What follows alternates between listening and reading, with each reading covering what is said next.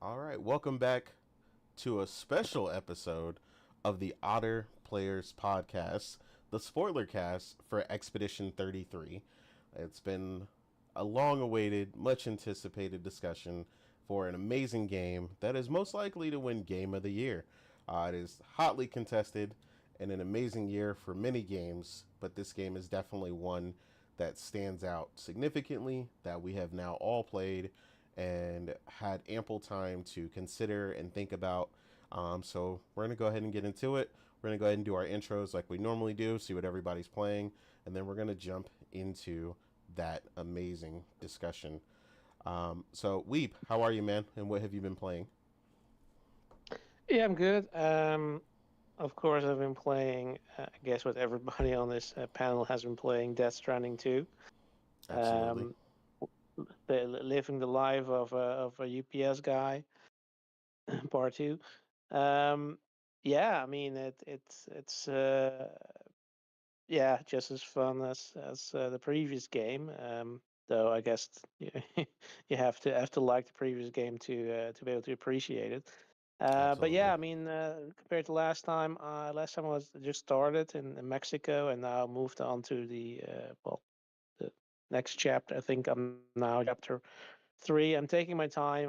I'm doing all the standing orders, basically picking up any lost packages that come along.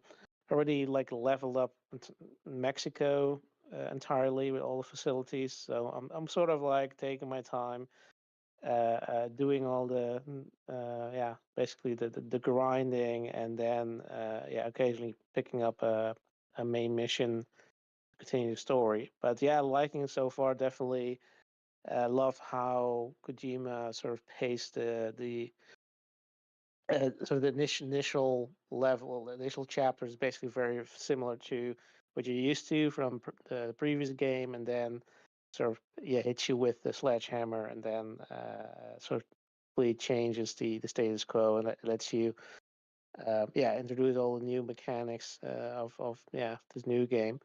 Yeah, definitely liking it so far. I do see that definitely see it's gonna be nominated for Game of the Year from what I've played. But of course, there can only be one, and that's what we're gonna discuss in this episode. So yeah, that's it. Absolutely. No doubt. Morgan, how are you, ma'am? And what have you been playing? Yeah, very similar to Weeb, and I think all of us in here been playing Death Stranding 2. Absolutely loving the game. Like Weeb, I'm kind of taking my time, just doing like standard orders and building the roads and the little pulley system, whatever you call it, the rail system and thing like that. Yeah. Like trying to get it as far as I can without obviously going past where I am currently in the story. But gathering materials, all that kind of stuff, getting the mines up and running. Yeah, it's and as boring as that may sound to some people, honestly, that is like the height of my day planning about how I'm gonna put these roads together, put these put the mines together, put the pulley system, the rail system all together, like making sure I've organized my obviously that my cargo correctly and okay, I'm about to go into this mule camp and I'm about to steal a bunch of materials that they have and take them down and all that fun stuff. Finding random packages on the ground and just going back to deliver them to like random shelters and things like that to kind of get my level up with them and unlock the best equipment that they have to offer. So it's just been fun. It's just me doing a bunch of cleanup and stuff like that and I'm having a great time doing it, to be honest. Even though I really do want to push on with the story because the story is really good and I've gotten to a place where it's really picked up and intrigued me. But I'm trying my best to hold off a little bit and, like I said, really build up the road system. Because funny enough, it like while I was ignoring a main mission earlier, and I was building up the road actually came in handy because um when I finally went back to do the main mission, the road that I had built up actually took me to my next destination, and I basically skipped around having to go through a BT infested field by just taking my road and getting the mission done in like 5 minutes. So that was very rewarding. I was like, yeah, okay. So I put my time was very well invested in making sure that I had this road built. So yeah, that's just basically what I've been doing. And I think I got like 45, 50 hours in the game now. So it's like yeah, and I'm not even halfway done with the story apparently. So yeah, I'm having a great time with Death Stranding too. Sounds good. Sounds a lot like the rest of us. It's been an amazing game so far. Um, Omar, how are you and what have you been playing, sir? Yeah, what's up, people? Just training too. Everything that Melvin Okay. said and then some. Like, Mm-hmm. I'm also taking my time and yeah, it's phenomenal. Yeah. It's way better than the first one. Way more streamlined. Story is also still interesting. And I tell it in chat. I love how they built up upon the first one with actual event in the game with what we call it with stuff we didn't know existed, or rather we knew existed. We had no idea what it is. They're now building up upon it. I love that. I just love how it feels like you're playing part two. Like there's an actual change in the world building that Kojima created. Um, I just arrived at chapter 6-ish, so I'm not sure how far I am. From the look of it, if I were to believe the world map, I am around 15% Well, there's in the game. 16 chapters, so Oh, that should give you 15. Oh, 16. okay, so 16. Yeah. Okay, so So 8 would be close. halfway. Yeah, okay, so I thought 15%, but okay, that explains. Okay, gotcha. Yeah, other than that, yeah, no, it's amazing. But knowing me, I just wish I had unlimited space in private, what you call it, private area, cause I grind a lot, and it's not the materials that I lack. It's the other people's stuff like weapons and stuff like that. But I can't melt them because then there is no enough space. Yeah, it's a clusterfuck if you love farming like me. I Um, mean, just do what I do. I just put it all in the private locker. the my private locker is full. Yeah, Mm, I've, My I've, okay. I've never run the into that, but I Magellan guess. the Magellan private locker is full. I literally had to start putting it elsewhere where I can go and quick with the Magellan and start putting it in private lockers. I don't recall having that problem in the previous game, but hey, my memory is hazy about that one, so who knows Yeah, none how of it us was. have filled up the private locker in the Magellan, so you must be putting literally everything in there or Yeah, something. everything what I get in the yeah, weapons, materials, and Yeah, you need equipment. to. You sound like you need to learn to recycle some stuff that you're not using because you shouldn't ever really have more than like two instances of a weapon. And the moment you get an upgrade, you should be recycling the old ones. Like you shouldn't be Yeah, I'm That's trying a to figure stacking out because good it's weapons. one. like, That's a good idea. I get you. That's a good idea. It Yeah, just yeah. because you're not gonna it use those Because I'm other like, if you're weapons. building no. roads and bridges and stuff, it's like you should be your private locker shouldn't be full. You should be constantly using material. Yeah, Exactly. which I am doing, but the thing is about this game, I'm playing it online, so I am hardly ever building anything. The only thing I'm focusing on is the road, and what you call it, the mine, Yeah, the the rail.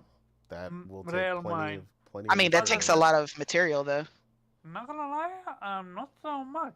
Um, if at least when I get help, which again we had a conversation. People steal your name. I'm like, you do you. I don't care. I'm playing the game.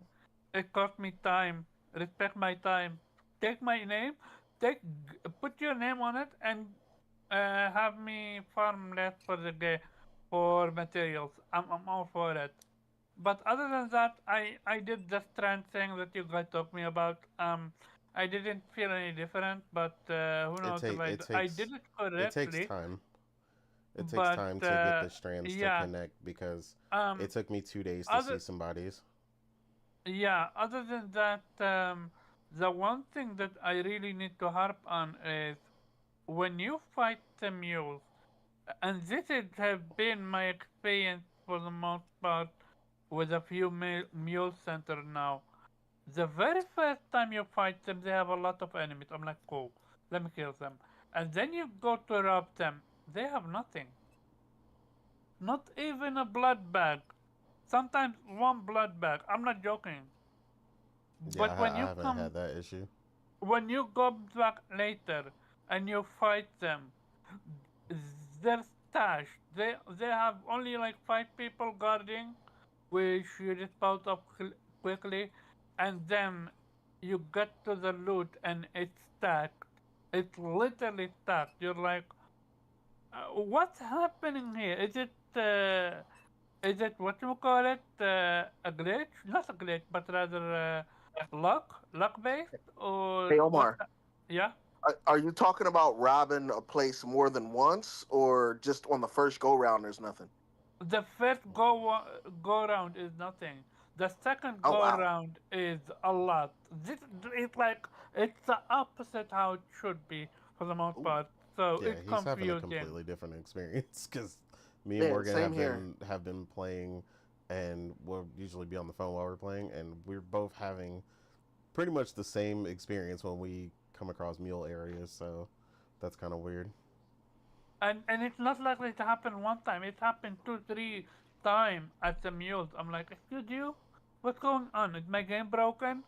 But like to the point where if I met a new mule, I'm like, okay, I'm expecting nothing, and long behold, I got nothing out of it. But besides that, I just wish I can't stress it enough. Uh, there is a, a a skill in the game that you can invest in, and it costs around 100 points, so it's not cheap. If you do it, your car will drive automatically on the road. I'm like, cool, that's a cool idea. But Kojima, with his bright-minded, forgot that, oh yeah, people love to go, fast. So the second you press the turbo button, you lose that ability. I'm like, what's the point, Kojima? The Who point is, you I can I, let it drive and walk away. I never okay, I get it on that end, but I'm like, come on, Man, you nitpicking right now. He really is. sorry. Like I say, you nitpicking right now. You get mad at a But perk. you know how we all know how Omar is. No, no, This no, but man that's the thing. frustrated about a perk though. I I will mean, move just on from it, don't but use the perk. other Yeah, than that, just don't use it. Yeah, I which want to know why can't I use the blades of chaos and Death Stranding? later. Nah, come on. I'm not. I'm talking I'm about fucking with something you. that's literally in the game, though. Yes, we I know. mean, I mean, the purpose of it is just for you to be able to do other things, to chill and look on your phone or something. Like, if like the purpose is But then it, it takes if longer. it is it But just for you to be able to lay back and chill? but Like, then it takes longer for you to drive, well, and then control it So yourself, yes, so Omar. don't do it. yeah, which is what I did. But I'm so frustrated. Jesus Christ, Omar. No, I'm so frustrated with the oversight though. But yeah, No, I you're Uh, didn't so do that. frustrated because you want to be frustrated. You I don't have your way to be frustrated. mean, the good thing is you can take the points back and just use it for something else if you don't like it. So, Yeah. Exactly. There is nothing. If I want a lot of cargo, I need to drive the large machine, sadly. But yeah, let's move on. wait, what? Besides that, Yeah, he just he just made like That had hey nothing to do a with what he Sonny, completely said. random hey connection. Sonny, That was literally nothing you're to do with saying what I it said. like that's another issue, eh? When you try to fast travel with Magellan, they don't allow you if you have stolen cargo whatsoever. They want to I, put everything in the private locker before I you're able don't. to fast travel, Again, and I do then not have that the problem. car. Omar, Yeah, Omar literally always. So, Huh? if y'all want an idea of how the spoiler cast is probably going to go, Wait. Are you Omar talking has about? issues all the time that none of us have whenever we play games. you Are you guys talking about like complain the about cargo it, on but your don't back? talk Is about that what it. you're talking Come about? on. Are you talking about the cargo on your back? Is that what you're talking about? No. The cargo in your car. If you fast I travel, literally fast traveled with like 700 pounds of stuff in my offloader and moved into Magellan. yeah, no, Yeah, I don't remember it putting stuff my in your private car, locker. Yeah. my car disappeared, and my equipment went to the to the private locker. So now when I fast travel in Magellan, I make sure that I have nothing in my car before I fast travel. What? Like maybe it's a glitch. I don't know. Bro, your entire game is broken based on this entire description you're giving us right now. Like I literally can't fast It's travel. probably him. It's yeah. My car literally disappeared, and it's not mine. I'm using it, but it Oh, was that's not. Oh, why. it's not yours. That's Okay, there's the why fucking it's doing problem. that, Omar, because it's not your car. But You can I only in the Magellan you can only travel with the car that you built. Mm. He got quiet. Anyway, let's move on.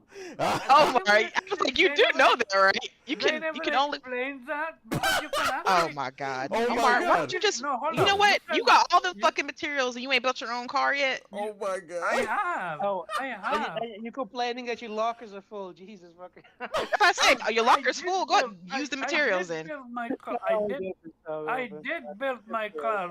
I did build my car, but my car was somewhere else, so I took a Okay, cool. someone So else's then car. use all those surplus of materials you have because you're complaining that you don't have enough room. So use some of those materials so you'll have room now to build a car so you can keep it I literally have in there. a car for myself. I Bro, literally I do. cannot It's stop laughing. and Yeah, it's I'm about to built say, yeah, with I'm the about to say best because I didn't stuff. have those problems. And the reason you have that problem is because you're using somebody else's car. No, but That's I Yo. what. can fast. But if I put that car and Well, I there's still fast a car travel, that's I complaining can about fast it. travel. Let's move on. Let's move on. This is Yeah, a that's Bro. causing his own no. The reason problems, no. man. The I reason why can't. I said because I'm taking a lot of time. That's why. I'm so Yes, But as no, I will usual. try. No, I will try it. Like No, yes. Okay, Omar, fine. Thank you. Bye. I can't with this man, I man. can't stop laughing and we ain't even started talking about Expedition 33 yet. Oh my god. Oh Oh, man. oh. This Jesus, is this this is is about to be a frustrating conversation. I already know. this is why the comedy segments never end on the Otter Players podcast. I appreciate y'all for Jesus. joining us. Yeah, I just can't stop laughing. Viper, what have you been playing, my guy? And thank you for joining us for the spoiler cast for Expedition 33. Yeah, actually, hello everybody, what's up?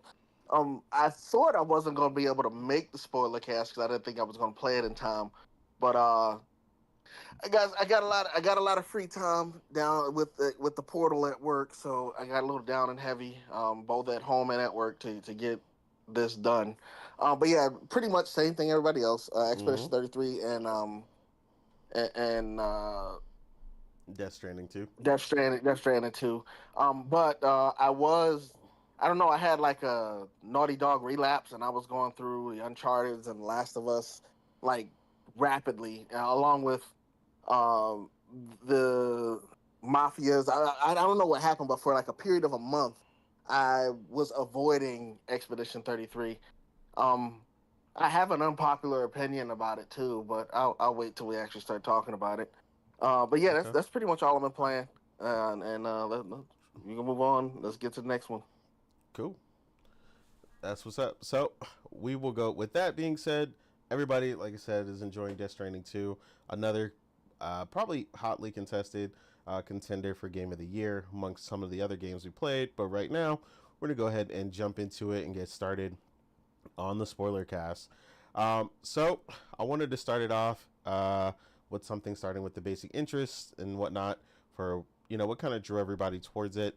Um, so as I was saying, so we were all very interested in the game from the first trailer. We talked about it a lot. We all went crazy over it. I was constantly on it every time the game came out. I even got to talk with the team directly when they followed me on Twitter, so that was pretty cool for a while when they were still working on the game. Um, but my question is, when did the game click for you? And when did you feel like this game is it? And you had that feeling where you just felt like you couldn't stop playing and you had to consume everything that this game had to offer. When did you feel like that for you? And I'll start with Viper. Well, the Gamage. Oh man, he said the beginning. Hey man, The Gamage. he said it started at the jump.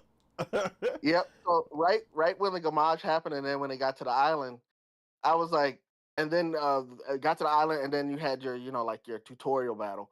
I was like, oh yeah, we in for some shit. I need to know what the fuck is happening right now. So Absolutely. that it was then. And after that, it was a wrap. But yeah, the Gamache, that's what got me right near the beginning.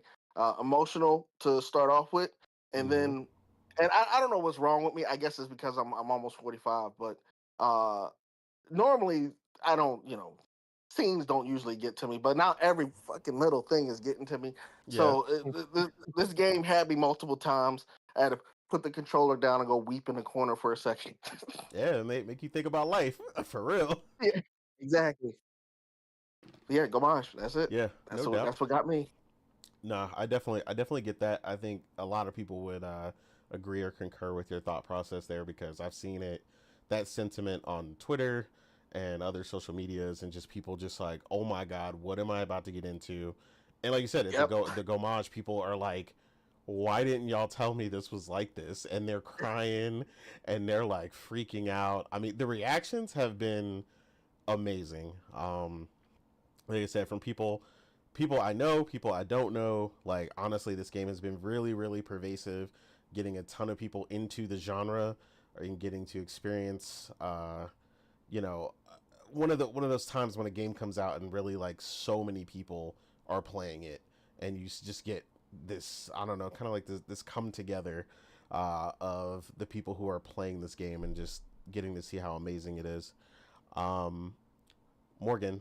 Yeah, I have friends who only Oh, good. play like Call of Duty and shit like that Mm-hmm. that played this game to the end. So Yeah, so yeah, that's very telling, right? When you get people who yep. don't normally play these types of games and they're digging in, they're going for the full ride. It says a lot. Morgan, same question for you, ma'am. When did the game click for you? When did you know, like, I am jumping in, I'm diving head first, and I can't stop. I gotta play this game. I'm thinking about it at work. Dreaming about Pictos or whatever it was. When did it pull you in and you were just like, I'm going to experience everything this game has to offer? I mean, I usually kind of know that from, just seeing the game's trailer. Mm-hmm. I'm usually pretty good at telling like when I'm really gonna like a game. Um, We was mad hype for you know, I, like a year, so I I can't hold you on that. yeah, I was following, ever since they showed it, I was following them, keeping up to date about what they were doing, like what was going on, watching all the trailers and everything like that. It's just I'm very picky about games that, catch my interest. Like, I have a certain criteria for different types of games, and I'm not quick to be like, okay, yeah, that's for me. Like, I got a discerning eye, but when I see something that I like, I'm, it especially catches my attention the first time I see it. Like, I just know, like, okay, that's it right there.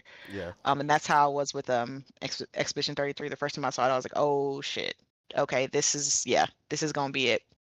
And you can usually tell from by the way that the developers or the studio talks about the game, or how upfront they are with the information that they give about the game, and how much they talk about it, and the way they talk about it, like the passion behind them talking about it, Mm-hmm. lets you know whether a game's going to be good or not. Because you'll usually, like, if a game, you can usually there's usually telltale signs that a game is not going to be what you think it is, right? Like it'll be really good and, like, as far as what they're promising, but then when they deliver, it just kind of falls under. And you can Yeah. usually tell that by how confident the developers are about talking about it, how confident they are about sharing gameplay trailers, how often they tweet about it or talk, like I said. Um, and how they give, like, background information about how it was made and stuff like that, right? And the Expedition 33 team, Sandfall, were very upfront about their game, and they talked about it all the time. They were always showing trailers, every gaming event they were there. And that to me is like a green flag when it comes to games. And that's when you could just tell that a game's going to be a banger, right? Like, I knew Yeah. this was going to hit. Like, I love hearing conversations where people was just like, Expedition 33 came out of nowhere, man. Like, it just swept up. Like, it Yeah. was, I've definitely yeah, seen that. who knew it was going to be a success? And I'm like, I did.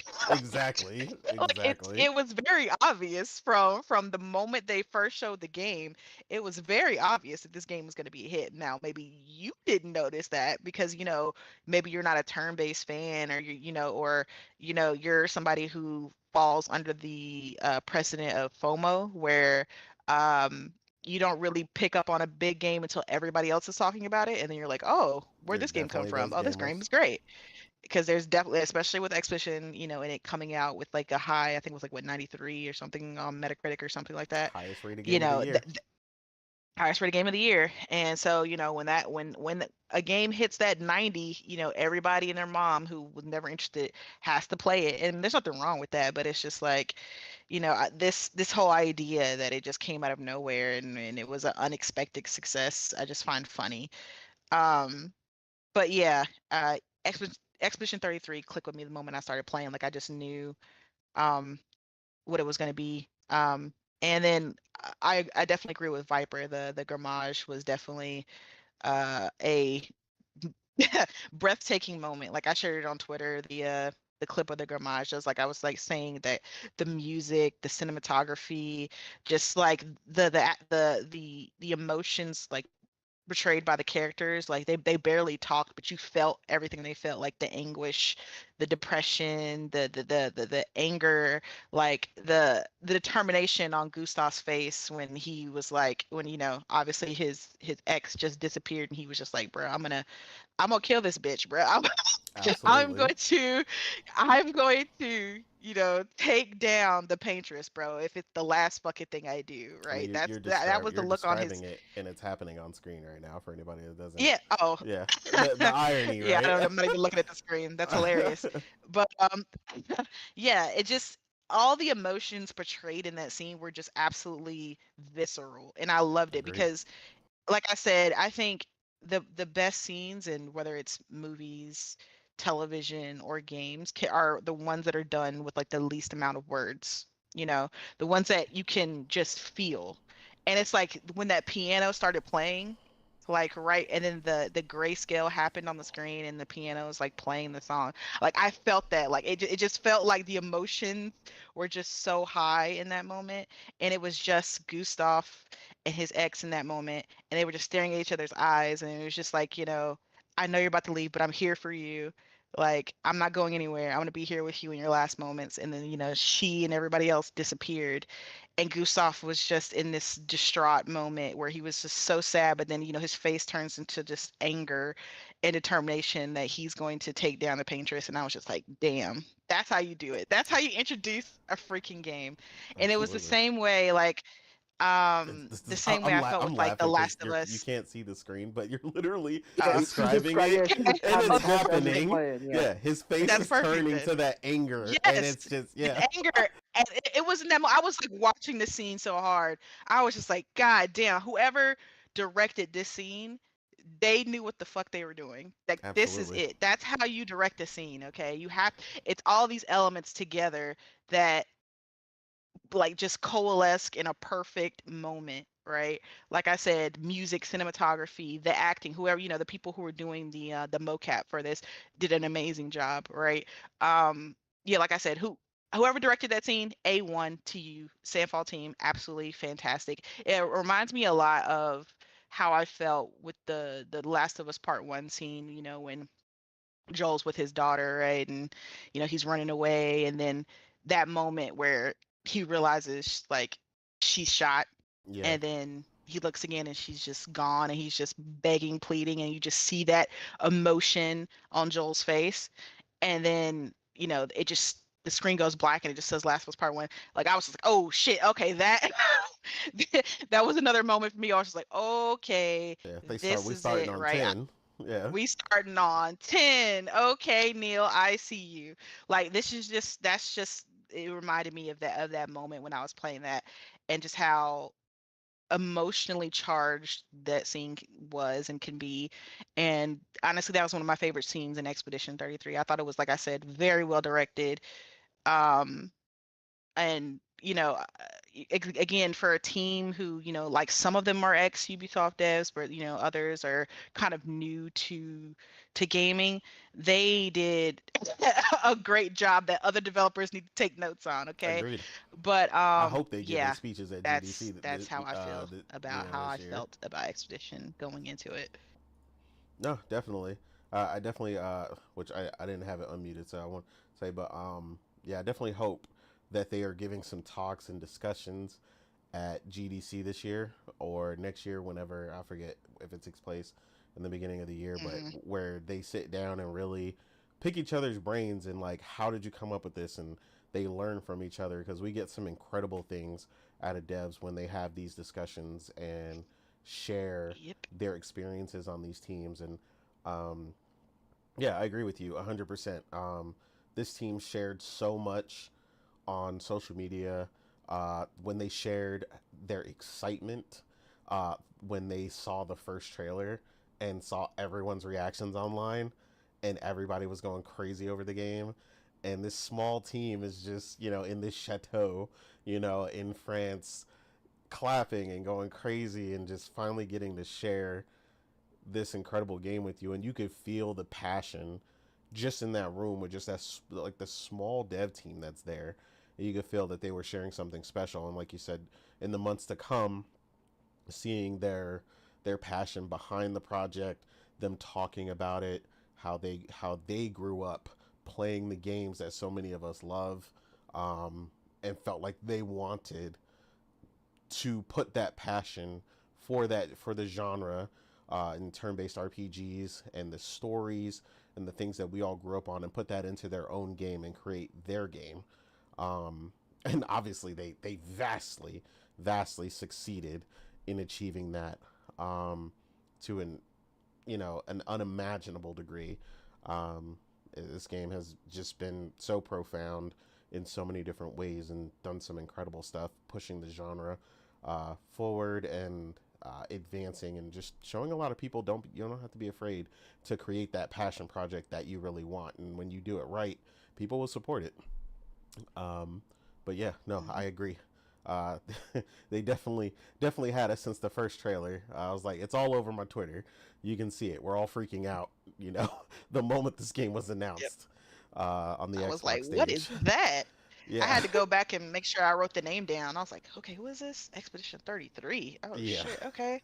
I gotta keep an eye on that. I immediately went on Twitter. I was like, let me find their Twitter. Let me follow them real quick. Let me yep, see if they got any more trailers. Like, yeah. yeah. We were all over that. I'm glad we were on it, and we got to share that experience with the team from, like I said, the very first um, moment they put that out, and share that passion with them along the way. And it's just been incredible. Which, by the way, Morgan did tell me they're supposed to be coming out with a documentary for the making of the game. There's some Oh, I stuff out can't there, wait for that one. but yeah, I'm super looking forward to that. So look out for that. If you are also a fan, like I said, if you're watching this, you're probably a fan and you played the game already. So yeah, definitely look out for that, because I think it's gonna be incredible to really see everything that this studio went through. Um, but yeah, Omar, how did how did this go for you? When was it that you felt like the game really pulled you in, and you know, you wanted to experience everything that this game had to offer? Before Metaphor, this game, before this, Metaphor shocked me when I was looking for a dark JRPG that does have death, blood, and everything in between. And then we get this, and I'm like, dude, Metaphor and this back to back? I was shocked from the beginning, but I'm like, are we able? Are we really gonna get it? Cause you know how this industry right now, they show us, and you never know when a game comes out if it ever comes out with some of these games. But yeah, I'm not. I'm like you guys. It was at the Xbox showcase where you're like, yo, Xbox, you have my attention. You have my fully attention, full attention right now. I was legit. Screaming like excited, and then I started late before you guys, so after you guys, so I kept hearing from you guys how this is amazing and all this and all that, and I'm like, okay, I'm gonna go in with low expectation, not because I don't trust you guys, but because again the industry, again I don't know, it felt like too much. It got that high score. It felt like it can't be. And then when I can't stress it enough, the very first opening, the music. Like I didn't want to continue with the game. I just wanted to listen to the music. Just the opening music alone, I was singing to it. And then I played the game, and I'm not gonna lie, when I fought Mayel, I sucked. Like I sucked really bad, but I'm frustrated. I'm like, am I supposed to get it right now? But Yeah, let me play. And I've definitely watched a lot of people fail that Mael fight.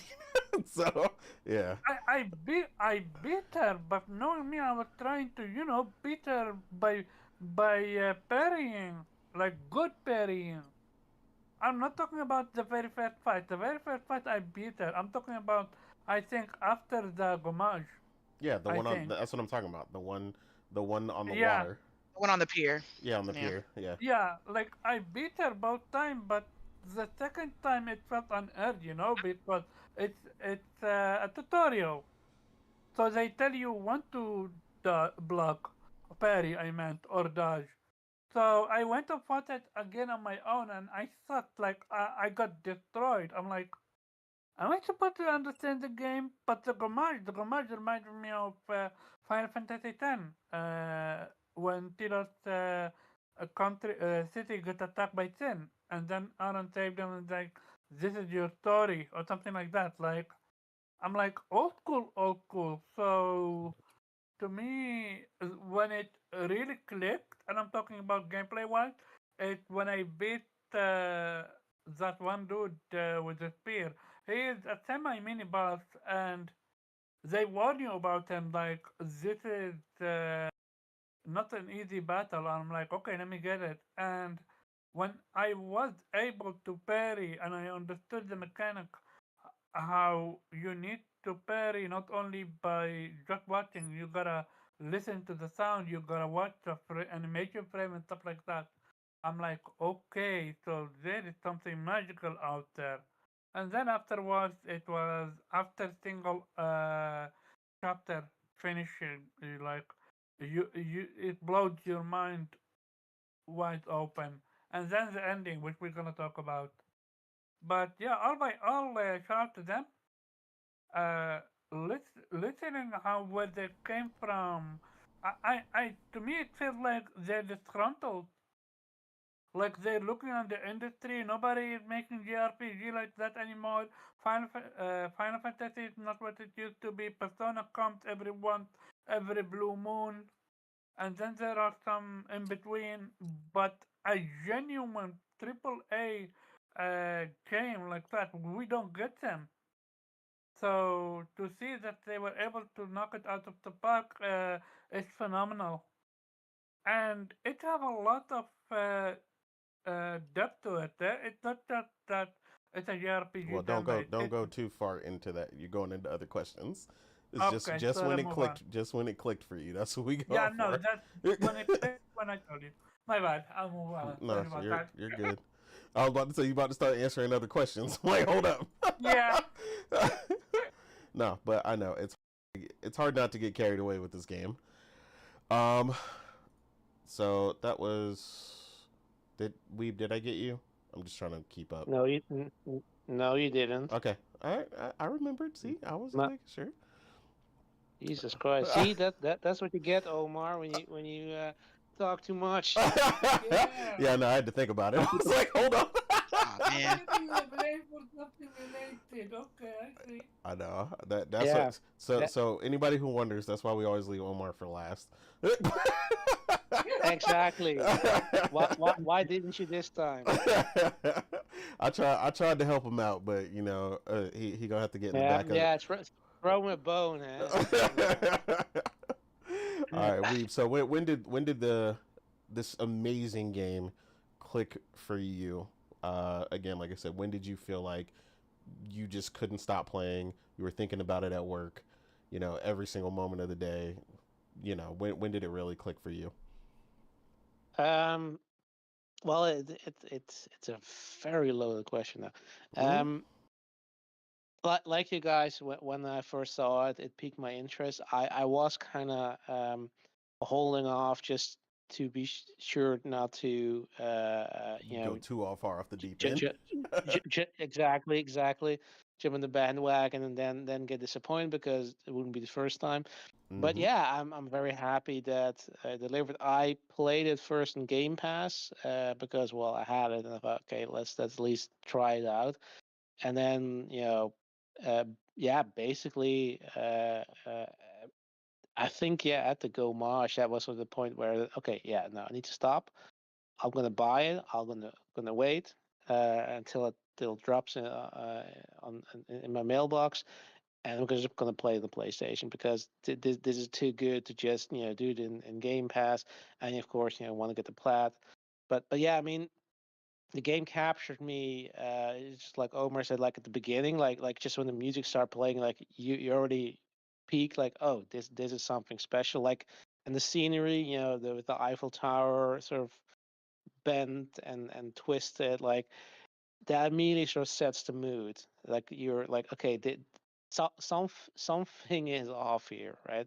And then yeah, I mean all the build up to the Gomage, and when it really hit, like you kind of you know it's gonna happen. I mean, you saw the trailers, you kind of it's building up to it, but when that happens, and that perfect combination of the music, the scene setting, the dialogue, the emotions you see on the face of the people, and just the right words, like I'm like what Morgan said, like I'm here, like that was perfect. Like you couldn't have chosen a better way of yeah of setting this up and showing sort of this goodbye, this moment of sadness, and simultaneously sort of the thing that sets you off, that gives you the motivation, the sort of the rage, the anger needed to fuel you to go on this expedition. Like, because like yeah, there were sort of seeding some bits of lore here and there where it's sort of like some people questioning, why should you go on and just enjoy, the rest of your life? It's Mm-hmm. pointless. Every other expedition failed, and you're like, yeah, no, this is personal. Gustav has to do this. So yeah, I mean, the Gamache is really the moment where the game just cemented itself in, and be like, yeah, this is too good to not get the game myself and play it on my preferred platform. Mm-hmm. And yeah, I mean that's when it clicked. So I guess the answer is probably the same for all of us to which to a which I certain think is extent. important That's important to realize that something so profound and amazing happened in the beginning of the game that we all feel like that's when it pulled you in, and that I mean that's really what games should strive for, right? You know, pulling you in the moment you get into it. Yeah, I mean, I guess it's as good as you pointed out the parallels, Morgan, with The Last of Us. Probably inspired it to the extent like, you need to put in a moment that hits really hard right at the beginning to pull people in, because that's when you get invested in in this game. Like, you say, oh shit, man, and sort of you're you're so touched by this that you're like, no, I have to keep on playing. I need to know what happens next. I can't stop playing this. So yeah, I mean that's definitely you know, absolute credit to the the writers, the director, for for putting that scene in there, and the way they've shown it, because that's sort of, you have to give them even more credit to the extent, like, I mean, it's easy to sort of think of, oh yeah, let's do a very dramatic scene and set it up. There's plenty of games that have maybe something I mean, like, take Sackboy's Adventure. If you wanna be very deconstructive, like, it had sort of, in a way, a similar scene, which a lot of games have, where at the beginning something happens to all your to your friends, to your world, whatever. A villain appears, does something, mess things up, and you have to go and fix it, or you have to, do something about it, right? Or beat the boss. But to display it in a way where it's just, where indeed, you're gonna you get moist, you're gonna maybe pause and think, oh shit, well, let's just watch. Like, that takes that's not easy to do, and that's absolutely commendable that they were able to pull this off to such an extent with a debut title, with a new IP, you name it, and they did it. And I mean, and it's not getting ahead of myself, but it doesn't stop there. Of course, there's so many great moments in this game, but I mean, it's absolutely the fantastic achievement for the studio that they're just, their first game is is launching so well, in every aspect. Agreed. So No. I have a question. I have a question. Yeah. So like I know y'all mentioned The Last of Us, the start of that. It was kind of like a crescendo to something climaxing happening that's bad and then sadness. Same thing with Expedition 33. Climax, something bad, then sadness. At what point would you get tired of that kind of opening? Like, for example, here's a different opening that got me. I can't remember the name of this TV show, but there was a van full of heroin just running down the highway, and the guy hops out. He's bald, and he's got a camera. He was like, "This is not what it looks like. I'm innocent." And then the camera cuts to the like a year ago when everything first started. What is the name of that TV show? Wait, Breaking Bad? I was gonna say it Yeah, sounds like that one, Breaking that Bad. one. I was So, okay. yeah, so at what at what point would you want your beginning to be not based on sadness, but something Right. like, wait, how the hell did we get here? Can I say something? Um, I That's think the what you only call in time, media res. Yeah. yeah, I think the only Yeah. time I would get tired of that is if it was written poorly, right? If it was done Yeah. just at surface level, Yeah, like you could for the sake tell, of doing like it. yeah, you could tell it was just Mhm. to draw some type of emotion out of someone, just like the and I have played games like that where you can just kind of tell like they just did this for the shock value of it, and it Right, right. wasn't really anything substantial behind it, and it didn't lead to anything. It didn't, you could like, because it didn't lead to anything in the story, like me finding out something happened or leading to a bigger conclusion or anything like that. It was just shock value for the sake of shock value. That would be the Like only time I wouldn't like it. Gotcha. I get it. They just put the scene in there to wrap you in, and it has nothing to do with the story. Exactly, and then it Understood. leads to nothing. Yeah. Yeah. Yeah, Okay. that's kind of the same thing for me with for a while. I forgot for a while there, we had a bunch of movies where they all had bad endings. Like I Oh, forgot yeah. when what I was complaining. I was like, Damn, has that stopped? right, right. Like it was like constant, but it was like, yo, everybody dies, and then they like cut it off, or like the thing where they stopped doing the like the what happened to everybody, you know, like they stopped giving you a conclusion on movies, and they just cut it off. Like these, but like Yeah, I hate that. I hate that. Like what? Like bro, it's a whole team. Like what is everybody doing? Did they retire? What is this person doing now? They're like again like bad like so those practices. So I get what you mean when like people can overdo it because like Right. I had a like a summertime like when I went and I was just like I was like movie heavy and like Morgan said like at one point like it felt like every movie ended badly. Like there was no more good endings. It was like it started and then every ending was bad. And I was like, why do they keep doing this? I was like, I felt like I needed to watch a Disney movie to try to get a good ending. Like I was like, bro, like Right.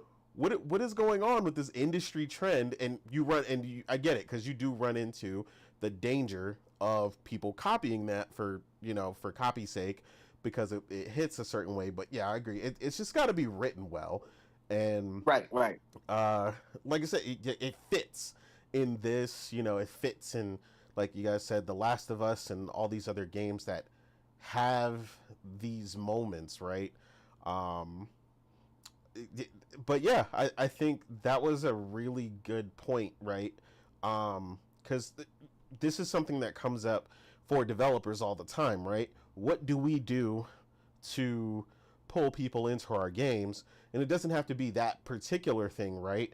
But if you think about, and I always tell people, what are the similarities in a lot of your favorite games or your top games, right? The top games that really stuck out to people. What did they do to really pull people in? To really, what is the thing that people talk about all the time, right? Um, and again, like you guys said, some of that stuff is with that. And Morgan always gets on me because I always mention Mass Effect, but Mass Effect is again has one of those moments where the craziest thing ever happens, and in part two, which is a lot of people's favorite, right? Part two, you'll see a ton of people say Mass Effect 2 is their favorite, and in the beginning of part two, something absolutely insane happens, and you're like, what the hell? And it starts the entire reason for your whole game. So same thing. So yeah, a lot of really good games definitely do that and do it well. And again, it's not the same thing that happened like the Gomage. The Gomage is a completely different atmosphere and a completely different reason. So yeah, I mean, I think that's definitely really important. I don't know, there's so many things, and then like you guys said here, the other part of it where it's still beginning, right? This moment where they're leaving here on the boat, and it's very hopeful. Expedition 33, they're leaving, yeah, and then bam, bitch, like you're like, oh my god, got the elite team heading out, and I'm like, god damn, the first 5 minutes, everybody's taking out. Oh my god. I was like, bro, and they all looked like very interesting characters. Like, okay, cool, we're gonna learn about each person, and we're gonna see what they bring to the team. Nah, everybody out. Everybody dead. Got like bodies everywhere. Yep. So, to what you call it, to comment on Viper take. The thing is, we don't expect something like this to happen in JRPG like that. Most time-based JRPGs start super fucking slow. So Really? I was like, I don't know. I've definitely played some where the world is shattering 5 minutes in. So Yeah. They exist, but most of the time you start so slow. You're helping finding cards. You're doing something, and then an invasion happens. With this one, it was in an instant. Like I if you blink, you would I mean, miss it. Final Fantasy VI basically has the villain winning at the beginning of the game and Yep, ending the yep. world. So I No, remember my JRPG starting waking up, not knowing anything. You're unconscious. You have amnesia. Yeah, I was That gonna was say you the have template. amnesia. yeah, That is either what I would say is amnesia, common. I either amnesia or you have a happy family, and then you do a couple of missions, you fight a slime, you fight this, and Yep. after that some calamity happen and you need to save the day or stuff like that. Like we all been there, but with this one, it's like it's literally boom. The first instant you're listening to music, I don't know about you guys, but the Gomage threw me up in a good way. I was so memorized by the music, by the scenery that I That's forgot. They said that's the point. They set you up for that. Yeah. They set you up to feel a So, certain type of way, yeah, which yeah. set the so to tone me, inadvertently on accident, whether you knew it or not. And now you're so gung ho, and like Morgan said, his face even morphs to like from sadness to I'm gonna kill this bitch, and you're like hell yeah, yeah, I'm like, like what? What the hell just happened? I was listening to amazing music, and all of a sudden, half the people died. Not half, but like a huge amount of people died in an instant, and people are acting like it's Tuesday. There yeah, was Yeah, I see. Yeah. so Some people were like numb. Some people were just yeah, they numb were to the shit. yeah, they absolutely were. numb about it. Especially the children. They're like, oh yeah, it's for the master. We miss it, but hey, it's life. And I'm like, what happened to humanity? And I'm like, so to me, it felt refreshing. I didn't think of Last of Us, but mostly because of the different genre. But now that I realize what it is, yeah, I do agree. But like to me, it's all about Morgan. What Morgan said. Morgan said it best. I don't care about the shock value. I care about the payment. Right. The what? Bro, look at the No, I said hope. right. You Look good? at Go the ahead. way they just snatch your hope right here on screen. Like this is like this is just too crazy because like it was like we said, you went through the gomage and the transition, and then it was like you said, everybody was hopeful, everybody was hype. You know, you were talking Oh about your yeah, yeah, yeah. expertise and how everybody felt, and then the ship, and then bam, and now everybody's just dying. And everybody say, and you're like, what the hell? I need answer. You have so many questions, but you have no answer to it. This is what happened at the end of Act One. I wasn't sad. I was more confused. Like I need answers. But yeah, they found a way to create a masterpiece, and we're gonna talk about it. Yeah.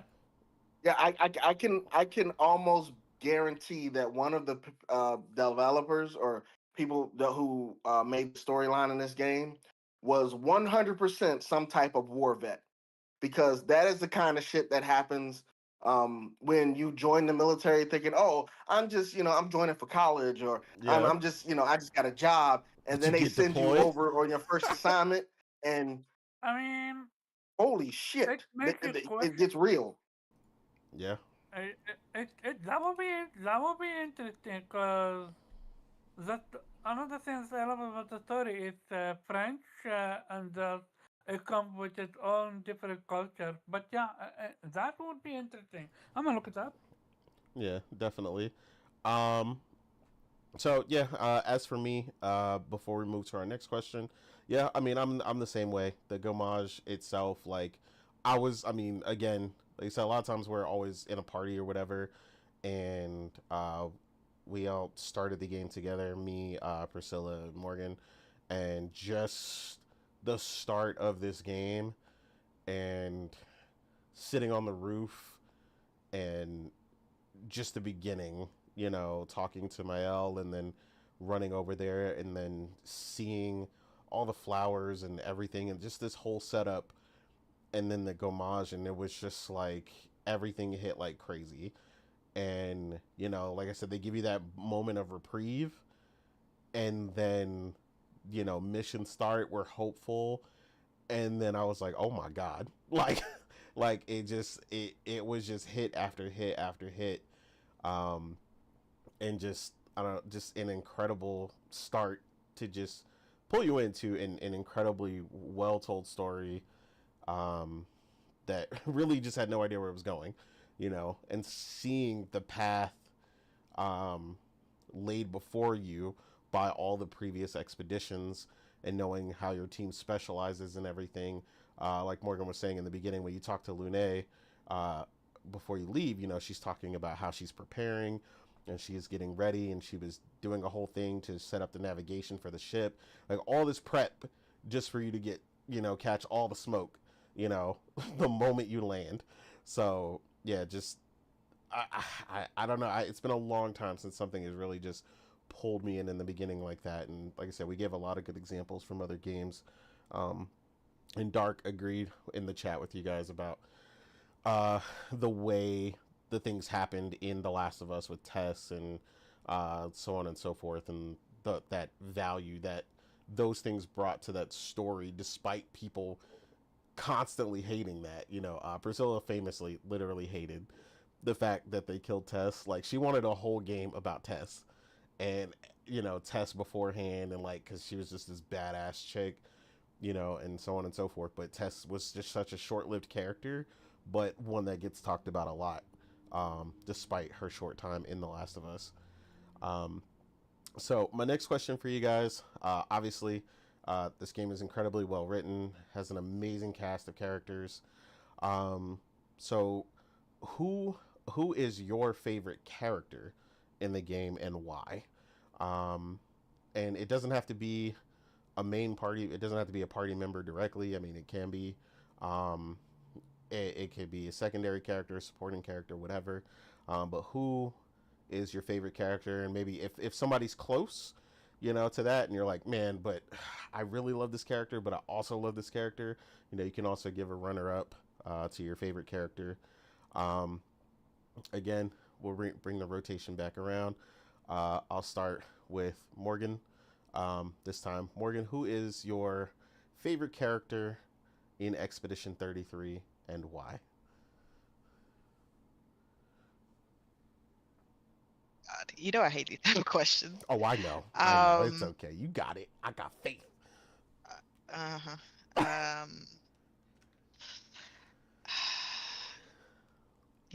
it's like, damn, I like everybody in this I damn know. game. It's I it's know. I really know. hard. I know. It's really hard for me to like The cast was whittle it that incredible, down. right? Yeah, everybody just played their role so well. If I have to choose, then I guess I'll choose Gustav. I Okay. really just liked his introduction, really liked him as a character, and I think it's also impressive to me that Charlie Cox only recorded basically he said he was only in the booth for 4 hours. That's He did insane. that That's well insane. for somebody who that's their first voiceover ever, and he was only in the booth for about for that little of a time and delivered a such an emotional uh job that he did with Gustav. I mean, That's very he got impressive, but people crying over him. You don't even know you know what I'm why. saying? And he was just like, "Oh, yeah, I'm not even really a gamer, bro. I feel like a fraud. I wasn't even in the booth that long. Like, Yeah, he was like, I people are was like, well, congratulating me, damn. and I feel like, why I'm like, though? yeah, I haven't even played the game yet, though. So I don't know. Just like that takes a lot of talent because Absolutely. there's a lot of there's obviously a lot of good actors out there, but not every good actor can be a good voice actor too. True. It's a certain type of talent that it takes to actually portray those emotions through just your voice, because he also wasn't mocapping as well, like somebody else was mocapping his That character. is And insane. I think it's a little easier to do voice acting when you're actually acting out a scene. So the fact that he was literally just in a booth conveying all those emotions very well, I got to give it to him for that. But Charlie Cox is a great actor, so it's not surprising to me whatsoever that he was able to pull it off. Um, but yeah, For those who come after, huh? for those who come after, man. And his death hit me hard, man. Like it was just like, ah, man. Like I was waiting for it to be like a dream Yeah. and for us to like wake up. Like I thought, okay, this is just like a bad dream, and our party is gonna wake up, and it's just gonna be like a vision of what may happen if we don't get out of the area or something like that, you know. I was waiting for it. That It is was a like a very punchline. JRPG It was thing just to I was Sorry, just expect. I sorry, was just waiting for the punchline the entire time. I was just like, yeah. okay, she's gonna wake up, right? Like this isn't. He's not gonna die right after we just started. It's like we just finished this act. Like there's no freaking way right now. Like and then he was just gone. And I was like, okay, wait, hold up, wait. We're starting the next act. Wait, we got his arm. We have to go bury it. Hold up. Yeah, No. yeah. Wait. Yep. Wait. No. When you're burying the Um, arm, that when it hit you like yeah. he's not coming back. Like it's over. Yeah, I was You, like, you okay, so y'all were being serious. I Uh, thought, okay, I was just yeah. kind of playing. You nah, need you Okay, I, need that's I cool. to definitely, I touch me definitely by kept your hope. emotion. I kept hope for a long Mm-hmm. time. Morgan, for the record, y'all, Morgan set me up to make sure that I joined her in her despair from losing Gustav before we went to bed that night. Oh, So so you Yeah, I were was not there? I just wanted him I just wanted to watch him play. yeah, she's Cause like, I was just let like, me I stream just your gameplay. Let me just I'm just gonna watch you play. yeah, I just wanted to see. I just wanted him to see it real quick. But yeah, that one it hurt me. It hurt me so bad. But that he was gone, but thankfully the story didn't, falter after he left. It was still great and the cast of characters were still great, right? Um and if I have to like because it again it's hard for me to pick my favorite character, but a good runner up for me, I really loved SK. He's just absolutely SK. adorable. He is a ball of um fun. just the positivity in the group, right? The lighthearted friend who's just there. He always knows what to say, even though what he's saying makes absolutely no sense. It's like the perfect thing to say at the time, He was and the life he's of the just party. always He there. Yeah, provided he is. alcohol. Yeah, he did. Yeah, Exactly. he he's did. he's literally just a bag full of wine, right? Like he was just That is a it good was way to just explain awesome. that. Yeah. Yeah, he was just so perfect, and he was the emotional support of the cast. He was always there giving out hugs when everybody needed it. If you didn't want to talk, you just wanted to hug. That's what he was for, right? Yeah. The woo and the we, right? He Yeah, was just the yeah. balance of the group, and I absolutely loved it. He was just there for the adventure and to be there with his friends because they were his friends and he wanted to help. Simply that, and the mere fact that he met what's her name before? Um, Yo. yeah, Yeah, Neil, yeah, thank you. CL. CL, yeah, thank you. Yeah, that he met her before because he saved her life that one time when her husband died in that fire and she just didn't want to live anymore and she swam out to sea and as far as she could and she almost drowned and he said he heard her crying and he just went up there and saved her. Um, but that's how you just know SK is just nothing but a ball of good. He knew her before she even knew him, right? And Mm-hmm. he didn't even stick around to say that I saved you. He just dropped her off back home and went about his way. Um, and he was the one who kept not only the entire crew but especially like Verso grounded. He was like, you got to stop lying to your friends. You gotta be good. You gotta start trusting again. Him and Um, Monoko, eh? It's a two-way yeah, street. Minoko as well. It's just, but it makes sense when you know what role they played in the real Verso's life. That was his, SK was his doll, and then Minoko was his dog. So it's just like they were always his comfort creatures in the real world. So it makes sense that they were his comfort creatures in the painting as well. Mm-hmm. So I loved SK, and I'm waiting for Sinfall to release an official SK plushie because I will definitely be buying that.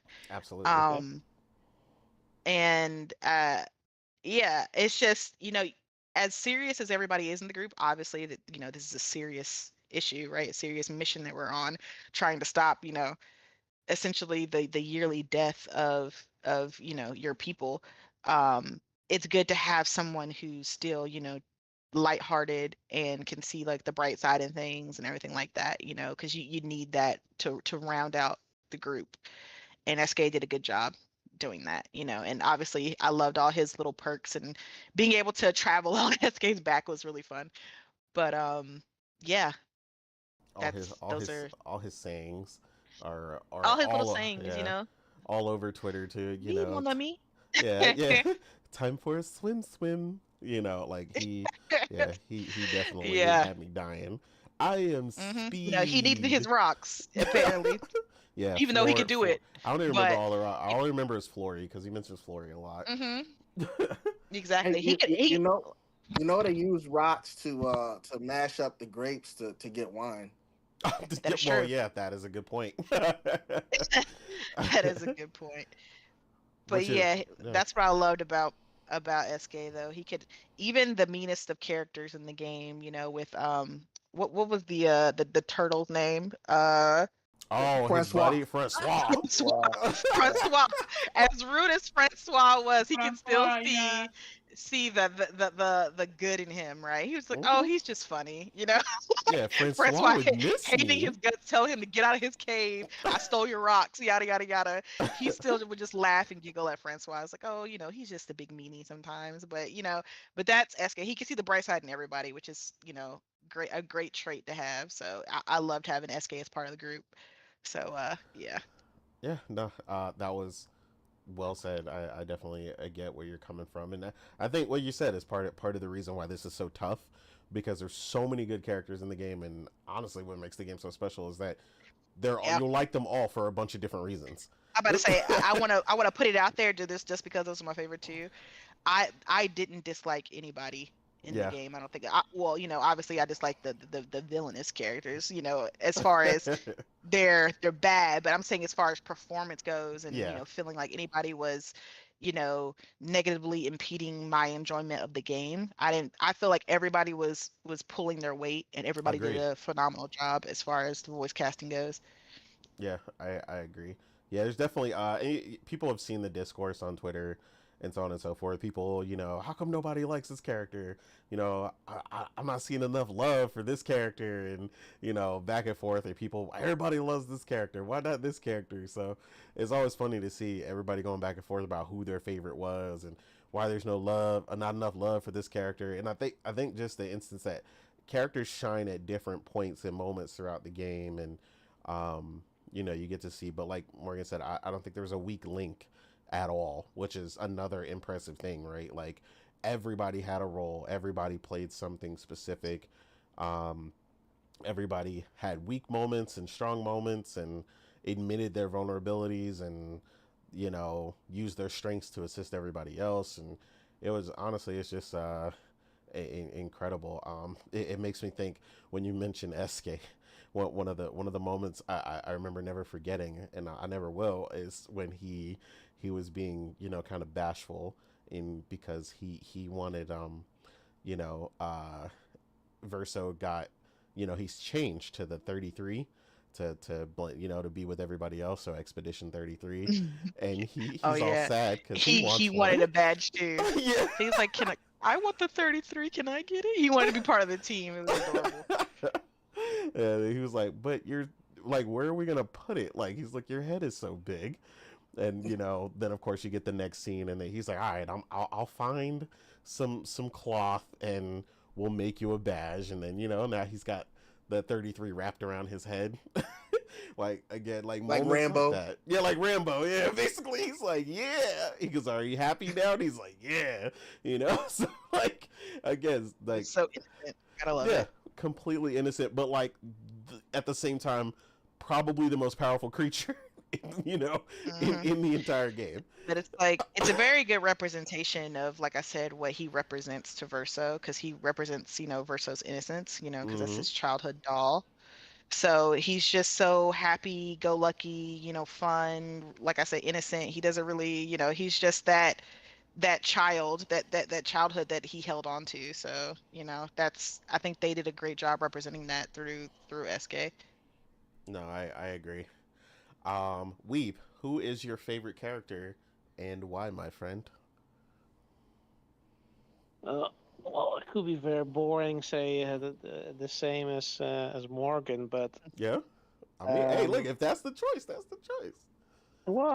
but when I think about it, Uh huh. in the end, I'm gonna have a very controversial choice. Okay. Ooh. Renoir. Okay. I Oh. actually, Mm. and to be fair, the real one, not Okay. Yeah, the Okay. yeah, fake one, yeah. Yeah. but the real one. Like in the end, I mean, I guess that's maybe touching on the ending discussion, but like he was right. I mean, this is a father who's trying to get his family back Mm-hmm. together, Mm-hmm. and yeah, everybody is off to La La Land, and avoiding their yeah, dealing with their grief, and he's desperately trying to keep them together, Yeah. and like I get him, like I get why he's doing it, and he's put himself in a villain role twice. Is the fake version and is the real version, um and not by choice. Like he wants to just you know heal his family, and that's kind of that's the brilliance of it, because yeah, he's the villain, but like in the end, when when all the pieces fall together, know the whole truth, Mm-hmm. like yeah, but technically he isn't. Like he's the responsible adult in this room, and he's actually trying to do what needs to be done, right? Yeah. And Keep his family together. yeah, exactly. Like if you like that's and again, I'm maybe getting ahead of myself, but that's kind of the thing, is like, yeah, if you let go of the fact, this is a magical world with within a painting, like if you put that on, let's say a real family, and I don't know, tragedy happens, and your wife is I don't know, is I don't know, Cancer. taking, Let's go with cancer. That oh, seems not fair. cancer. I would say drugs, that Oh, they're, or drugs. Yeah, alcohol drugs. or That'll do it whatever, too. Yeah. Yeah. escaping reality, and you're trying to help them and get them off of it, and they're fighting you in their in their imagination or whatever. Like he was, but he's right, Yeah. Why won't you let me be and happy? Why won't you let me stay in these drugs? Yeah. yeah, Yep. exactly. Like, and that's kind of the tragedy of it, and it's. I mean, Andy Serkis is always fantastic, but he's absolutely brilliant. Where he perfectly portrays that. Like he is both a villain, but a villain like who's doing this because you know out of love, and Mm-hmm. that's shown in every piece of his performance. And yeah, but the thing about, like, I think he's absolutely amazing. Plus, he has the best boss music. So That's pretty cool. Nah, definitely. I've definitely heard some people say Renoir was their favorite character and thing, and that's again like one of the things that I love about this game is that a bunch of us played it, and yet everybody can have a bunch of different things, and that at the end we all agree that the game is amazing, regardless. yeah, Like Re- so, Re- all Re- the different runner up is perspectives. Noko, not Noko, Monoko, but Noko. Monoko. Yeah, Hmm. Wait, oh, Noko, not Noko. Damn. oh Noko. Okay, the kid. Yeah, Okay, yeah, yeah. yeah. Noko I was mean, awesome. basically, I love them all. Like the gestuals are amazing. And the funny thing is, like sometimes you can think, I kind of think, is this like I don't know, Spanish or something? Like sometimes you do hear like they definitely based it on some real languages, Yeah. but it just they're so amusing, and yeah, I mean. They're all pretty interesting. They all want to fight, and of course, Monaco is the perfect embodiment of. But I think the child versions, and Noko is the one that basically joins you. Hmm. Like they're so adorable. No, So I yeah. agree. So so He's very just the whimsical and very yeah hopeful and yeah very, I'm gonna be the greatest gestural there is. Like he kind of yeah embodies what the gestrals really love. basically Yeah. living life to the fullest, despite all the craziness going on. So And yeah. that they're kind of, it's not just that is coming from the gestuals, but there's also some levity among the characters, but they do Hmm. help. They do help. Like after that tragedy that happens, in the beginning, after the expedition lands, and then you suddenly at some point hit the gestural village, and you're like, this is just yeah, sometimes even hilarious, and that really Absolutely. helps with sort of keeping balance, and you sometimes do need to have some levity to help you deal with what just happened, and it sort of, you also see with the characters, right, that they're also sometimes, despite the fact that they just went through something horrific, and they're trying to keep themselves together, that they're still able to sometimes enjoy themselves and laugh about the things that they encounter, because that's life. You sometimes just have to pick yourself up and keep on going, and try to enjoy the little things in life, and that's, yeah, I think they're the perfect embodiment of that. So yeah. No, I agree. I think there's lessons in literally every single ounce of this game, and I think that's kind of what you're hitting on. And it's like you said, going through something bad doesn't mean essentially life is over. The gesturals definitely show you, no matter what, there's still gonna be gesturals and still fight to the top and sell awesome gear and be strong as possible regardless Yep. of the world around them. So yeah, no, I definitely get that. Priscilla says that Monoko is her choice, and that Seafresh says CL. So Hmm. that's two choices in there. But again, like I said, just so many good characters to pick from. So yeah, I get it. Viper, who is your favorite character, sir, and why? Um, so my top three, Noko, because like you said, he wanted to be the bestest, the Mm-hmm. most indestructible gestural in the world. He wanted to build the most indestructible gestural ever. Yeah, from the beginning it was him. Yeah. Um, and then that one kind of hit me harder than Gustav. Really. Yeah, that was a crazy moment. I couldn't believe that when that happened. Yeah. So, but as a matter of fact, I don't want to talk about it. That's why I'm moving on. Next one is No, it's the, a the, heavy game, man. yeah. Next one is definitely SK. Because he, like you said, he was the life of the party. Like that, he could be the one. As a matter of fact, fun fact, I'm getting a wine glass with the word SKA on it, so that it can be my wine glass whenever I use it later. There you Um, go. People don't but even yeah, know, but the people who need to know, they know. right. For all the people, for all the reasons Morgan explained, so that's why this was going to be short.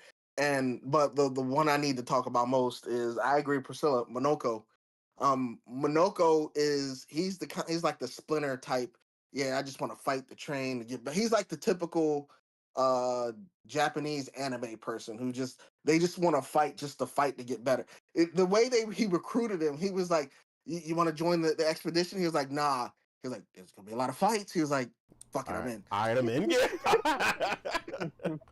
No, I love that part. And if there's one character that I would say I would align very closely with, it would be him. Um, I was going to use him. I know a lot of people only use him a lot to get the plat usually because you got to learn all his skills. But Hmm. I was going to use him from the get go. And and I know this a little. I'm not going to go into all the skills, but his skill set is very underrated when you put him and Lune together. Oh, So absolutely. we'll touch on that topic at that point. But I loved him not just for the character, but the fact that because he could transform with some of the sub bosses too. Yeah, That's what he got me. I love that they let you do that, because so many games, JRPGs specifically, give you something really cool like that and then limit you to not being able to turn into to use the skill to turn into the bosses and stuff. It's always just like regular characters and stuff. but you don't get like boss skills and stuff. And that was Mm. incredible when I found out you could do that. So yeah, no, I agree. Yeah, yeah. So the reason why also the reason why I say that is see, damn, my wife came up here and threw me all off. She asked me a question. um, Minoko's skill set. Yeah, but usually when they include a character like Minoko, it's an unlikable character. It's like an extra throw in. Yeah, I'm not gonna lie. When I got Vincent in Final Fantasy VII, I didn't yeah, really use him because I didn't know how good he would be. So I'm just glad that when I threw Minoko in the party to learn all of those skills because I was like, man, he's got a nice skill set. But yeah, that's my three. yeah. He was definitely a mainstay for me once. Like I didn't think I'd use him at first because Priscilla got Right. to him first, and she was like, "Oh, I really love this character," and I was like, I don't really know how I feel about that character because I hadn't personally gotten to him yet.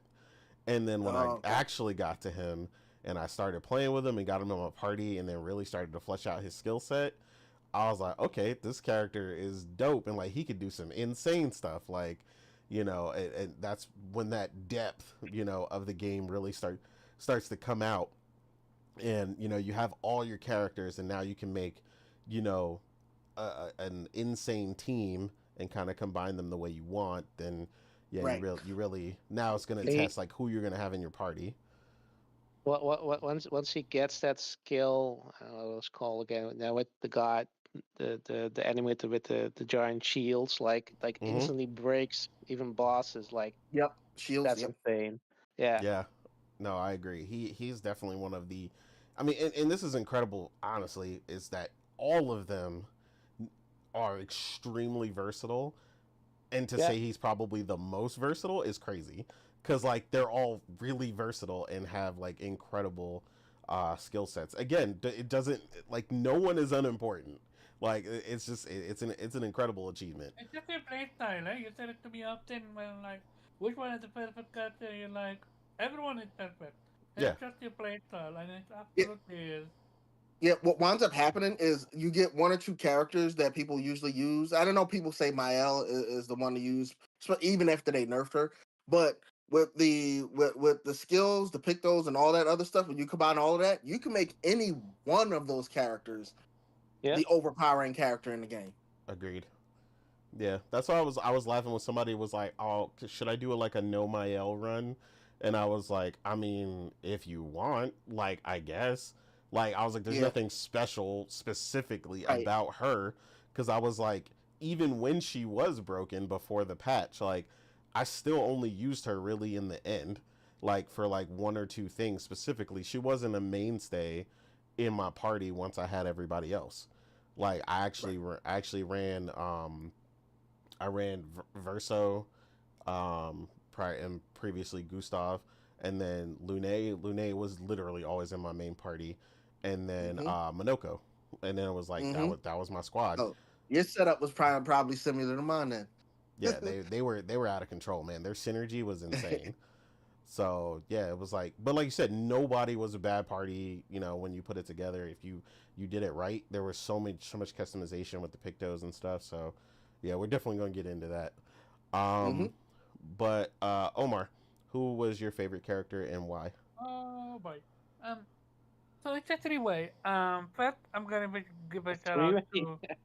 false. Hey, get your head Pause. out of the Full gutter. pause. I'm gonna give a shout out to the Monaco SK and Verso relationship. One of the best friendship out there. All three have some phenomenal funny moments. SK will be like, yeah, SK goat. Um, Second is Seal. Seal? CL. Uh, CL. um, yeah, Seal. She is raw. Her energy, her emotions, like she is me. She don't hold back. She's gonna keep it a buck. I chose her over Luna, Lune. Lumi, Lumer, just to see what would happen. And she literally told me so, like, you're just a casual hookup for me. If my husband too would to come back from the dead, I would drop you in a heartbeat. I'm like, damn. that in a video game, like, let's go. I love that energy. And the third one, which is the first one, which is shocking to nobody, is Mael or Alicia. It's not just, it's not heartbroken because I never experienced it. So gameplay is out of the question. It's how her personality, her character, her, especially when you understand who she is as Alicia. I resonated with her the most. And you go there through the hardship, through the fun part, the sad part, the anger part, the frustrated part, like every single part, you're like with her. And yeah, she's the best character in the game, in my opinion. But again, every character is lovable. It's just gameplay wise, it's your playstyle. To me, my party was Mayel, uh, Seal, Ciel, and Monaco. Mostly because after my Mayel Gomage, Monaco have the best third ultimate, in my opinion. But yeah, that's about it. Cool. Um, yeah. So as for me, my favorite character in the game is Lune. She stood out to me from the very beginning, even before we even took off. When she was playing the guitar in the area before the Gomage took place. I don't know. She just always stood out to me. Her unique art style, with the runes written into her skin and all the other things like that, and then And the whole. and the no shoes. Well, yeah, yeah. I mean, like once you start playing as her, she was also the main character that I used when I was walking around. Yeah, yeah, The yeah. floating aspect, like I love that. Yeah. It felt really smooth. Um, but yeah, she is the strategist, and in the group, she's the one who designed where they were gonna land, and constantly worrying about what's next, but also picking everybody up at the same time while she is also still constantly struggling because she's at some point states something to the tune that she's like basically a chronic worrier. She's literally thinking all the time. um but at the same time, she's the one that you encounter first when you're playing as Gustav after, coming on the beach, and she's like, "Oh, like you better not." You know, like when he wants to kill himself, and she's like, "Oh, hell no. Like you don't get to do that." Like you forget, did you forget what we came here on?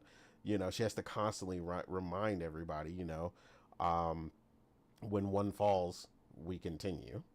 Like she is, you know, struggling with her own internal emotions and thought process, but at the same time constantly there to help pick everybody up and have those hard conversations and stuff like that. And I like her relationship specifically with CL.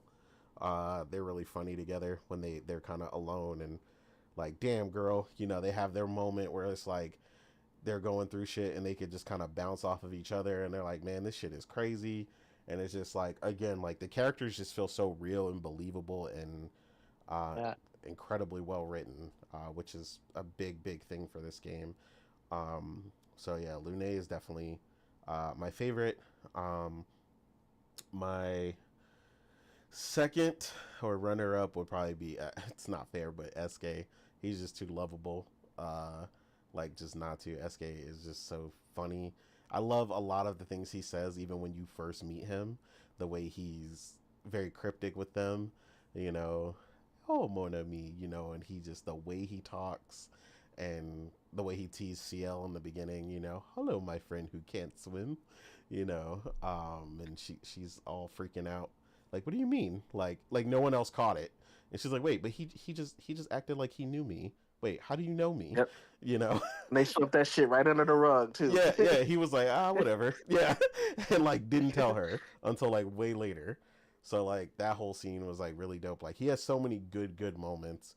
And of course, like we talked about the, finding out, he's housing all the wine and stuff like that. Like it was just Yeah. too good, too good. I don't SK is drink amazing. wine, but And that kid was legendary. Yeah. the way it came out, like, Oh yeah. I'm like, and they drank for a bit. I'm like, okay, SK, you win. I guess that's how you turn a kid's toy into an adult toy. Right. but Actually, then Fill it Yeah. full of wine. I actually thought Pause. he did it to prevent others from drinking. Yeah, But no, they even he's got a it he's a right. They mobile just drank. keg. That's crazy. yeah, Like, that's how because he had it shaped like a keg. I yeah, realized that when it started happening. yeah, And actually, even SK can't handle, a lady, which is how she had found out. yeah. That whole thing is hilarious. But yeah, like you said, like you guys even said, like Morgan was saying how he interacts with Francois, like the whole thing, and when you talk with Verso all the time, and he's all like he's all like, oh, like I can't leave. Like Francois would miss me, even though Francois is like all the time, like, bruh, go away, leave me alone. He goes, nah, Francois would miss me. He I just think he just sounds Francois did crazy. miss him, though, in reality. It's just, yeah, it's funny. Yeah, so yeah, SK is definitely a big runner up. He's he's just awesome. Like another thing Morgan said, like again, the hugs. He's always there when you need a hug and stuff. And it's like, even though he might not know what to say, he's big, fluffy, and is like, I'm gonna give you a hug though, and it's gonna be okay. Like, and like you said, he's a very life of the party, like you guys said, or the balance to the characters when they need it most. Yeah, Priscilla said it helps process emotions. Yeah, and I He's agree. a giant, isn't he? I He's mean, awesome, that's what dolls were meant to be, that one thing that you can hold and rely on when, as a child, when you didn't really know how to express your emotions like that. That's what they were there for. Yeah, He absolutely. also the strongest, yet you don't see him ever fight besides that one moment where Yeah. you're like, okay, I would love to have fought him, but yeah. Nah, definitely. Um, yeah. So again, like I said, perfect example. A lot of us have different things for different reasons, but again, the entire cast for this game is incredible. Um, just honestly, just blown away. It's very hard to pick, but like Morgan said at one point, like they're all just really awesome for a bunch of different reasons. Um, so for this one, we'll go into it next. Our next question is, what was your overall impression of the story? Character development, world building, writing quality. Um, without specifically, we'll save the ending part. The ending part is the last question. So, what was your choice and why? So, we're not going into that, but just your overall impressions of the story as you were playing along. And, like I said, the character development, world building, and writing quality. How did you feel that went as you went along? We can start with Viper. So, the story. Normally, when I can predict what the end is going to be like, well before the middle climax, that's a bad story to me. I did not know where this story this was going. I knew something was amiss But you when didn't know it what. came to, yeah, I didn't know what. I knew something was well, okay, I will just put it this way. I knew that the world was not a real world very close to when they revealed it. And normally I can sniff out stuff like that in a bad game, in a bad story, in a bad game. I can sniff that shit out well before we'd even get there. But it was like maybe like 20 minutes before it was revealed what that world was. I was like, ah, it makes sense now. And like when was liking it to when Renoir was trying to get his family off drugs or something like that. That's the same way I equated it to. Sitting at the table, everybody on their phones, and the dad's like, "All right, give me your phones. I'm gonna take your phone. You're not paying attention to what's going on at the table. Give me all your phones. Yeah. That's the way. That's what I had compared it to. But a story is excellent if you keep me guessing all the way up until right before the reveal. Yeah, And like I I said, agree. I knew something was amiss, but I didn't know exactly what it was. So, yeah, that's pretty much it. The nitty gritty for me. Hold on, let me see something. Yeah, that's it. I do have some do's and don'ts, but I'll get to that. We'll get to that towards the end. Okay. Uh, Weeb, how was your overall impressions of the story, world building, and character development of this game? Amazing. The story really, like Viper said, like they really um, kept you guessing, and they didn't sort of tip their hand too early. So that's absolutely fantastic. That you're creating a world. There's a lot of mystery, but you're not playing coy deliberately. Like that's say the wrong way to tell a story with when there's a lot of mystery, where you're basically just sort of playing, the pronoun game where you just never refuse to call the thing what it is, but just always try to circumvent mentioning it so that we as the audience are kept guessing. um, and they're very they were very careful with uh, sort of revealing more of the story while keeping you intrigued, or keeping you, showing you or revealing just enough for you to be interested to explore more and learn more of the story. And it hit really hard. Like, we talked about the Commage, the landing, the end of Act Two, with Gustav, um, hit really hard. And then and then even sorry, Act One and Act Two, where you where basically, oh, you thought you won, you beat the Painteress, and then everything yeah everything just falls apart.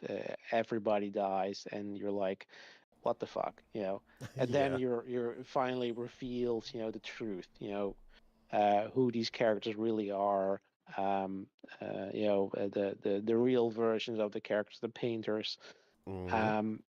And sort of building up even a sort of bigger world, because there's plenty of world building within the world within the painting, Mm-hmm. but there's also a world outside of it, and it is supposed to be Paris, but not quite, because there's, of course, the painters and the writers, which we never see, which I think that's absolutely the best thing you could have done, because that's not the point. That was never the point of the story, Yeah. to make it about some sort of larger conflict between two rival groups. That's not what the story is about. The story is about grief, about how you deal with it, and it's absolutely amazing how they were able to pull that off, uh, while telling this amazing sort of fantasy story, this RPG story, where you're, in a, imaginary world that's based on a real world, or historical version of the real world, and just has all these fantastical concepts, these elements introduced, the Gamache, which is also brilliant, how they just sort of put in these very small things, like the flower ornaments, um, which they're just doing because, yeah, I mean, this is what happens when you die. You turn to dust, or the petals, and sort of making they know they're going to die, and they're trying to make it, softening the blow, but making it a beautiful day by making sort of almost a celebration, even though there's not. But it's sort of like a Day of the Dead kind of vibe it has. And um, that's just a testament to incredible storytelling, incredible world building, where you pay attention to that level of detail. And even though like the when you pick up the journals, where you learn about previous expeditions, and they're so interesting to listen to because Agreed. they reveal everything, even the grappling points in the game, the climbing, like all of these, like you learned, were put there by previous expeditions. Like everything has been thought about. Like these are just normal gameplay elements that pretty much every game has that has sort of an open world exploring or semi-open world, but they're paid attention to, like, okay, yeah, but everything has a reason for being there. Agreed. It's Nothing not is just wasted. oh, exactly, and that's absolutely the masterclass in world building. So absolutely spot on there. And again, the story's great, and the characters, that's the beauty of this game. Is like it has an incredible story, incredible world building, but also the they didn't miss a beat with these characters. Like they were all interesting. They all had their demons. Mm-hmm. They had sort of a backstory that you had to learn by deepening your relationship with these characters. And they all felt real, and like you said, like they don't feel like caricatures or flat two-dimensional characters. They really felt like real people, which is kind of ironic considering that in the end you learn that they're basically not real people. They're created in the painting. But yeah, I think, yeah, we're gonna discuss it with the ending. But yeah, that makes it so interesting how how much attention they put in making these characters feel real, and like even the gesturals, even despite the fact that they're supposed to be these sort of fun jokey characters that only think of fighting.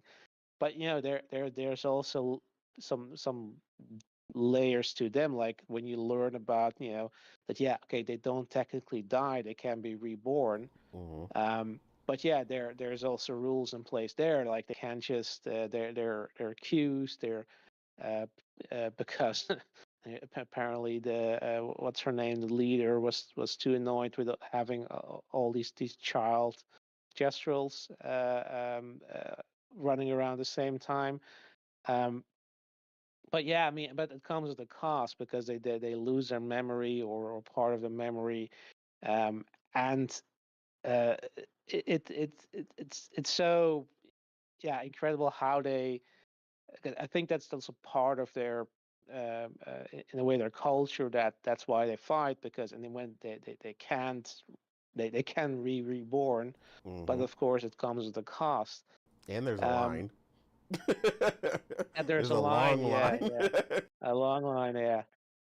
Always the bureaucrats, right? Yep. Yeah, yeah, but I mean, there's, yeah, I mean that this is. I mean, I love this. Like I'm, me. I, mean, I think we both agree that we love a good story, and Mm-hmm. things like I always say, like you don't have to tell a good story, but if you're trying to tell a story, do it well, right? And Agreed. Expedition does that in spades, and like I said, everything clicks together. Everything is on point. Like it's like you could have gotten away, with this story, and maybe have characters that weren't interesting and would still be enjoyable, or a world that wasn't necessarily interesting. But they're all three of these things are, uh, you know, triple A quality in that sense. If that is any indicator of the quality of the writing and the characters. Yeah, I mean, no, I mean it's been a while since I finished it now, but Yeah. still talking about it, I think back how amazing that game was, and absolutely in my favorite games of all time, and that's saying something, because like you, I have a long career in playing games, so Absolutely. there's a lot of games on that list, but this, like, to get on that, you need to do something special, and that's what Expedition did. So yeah, I'm absolutely like very impressed by what they did with this game in every aspect, but particularly the story and the characters and the world building. That's absolutely top notch. Agreed. So real quick about the journals. That I forgot them.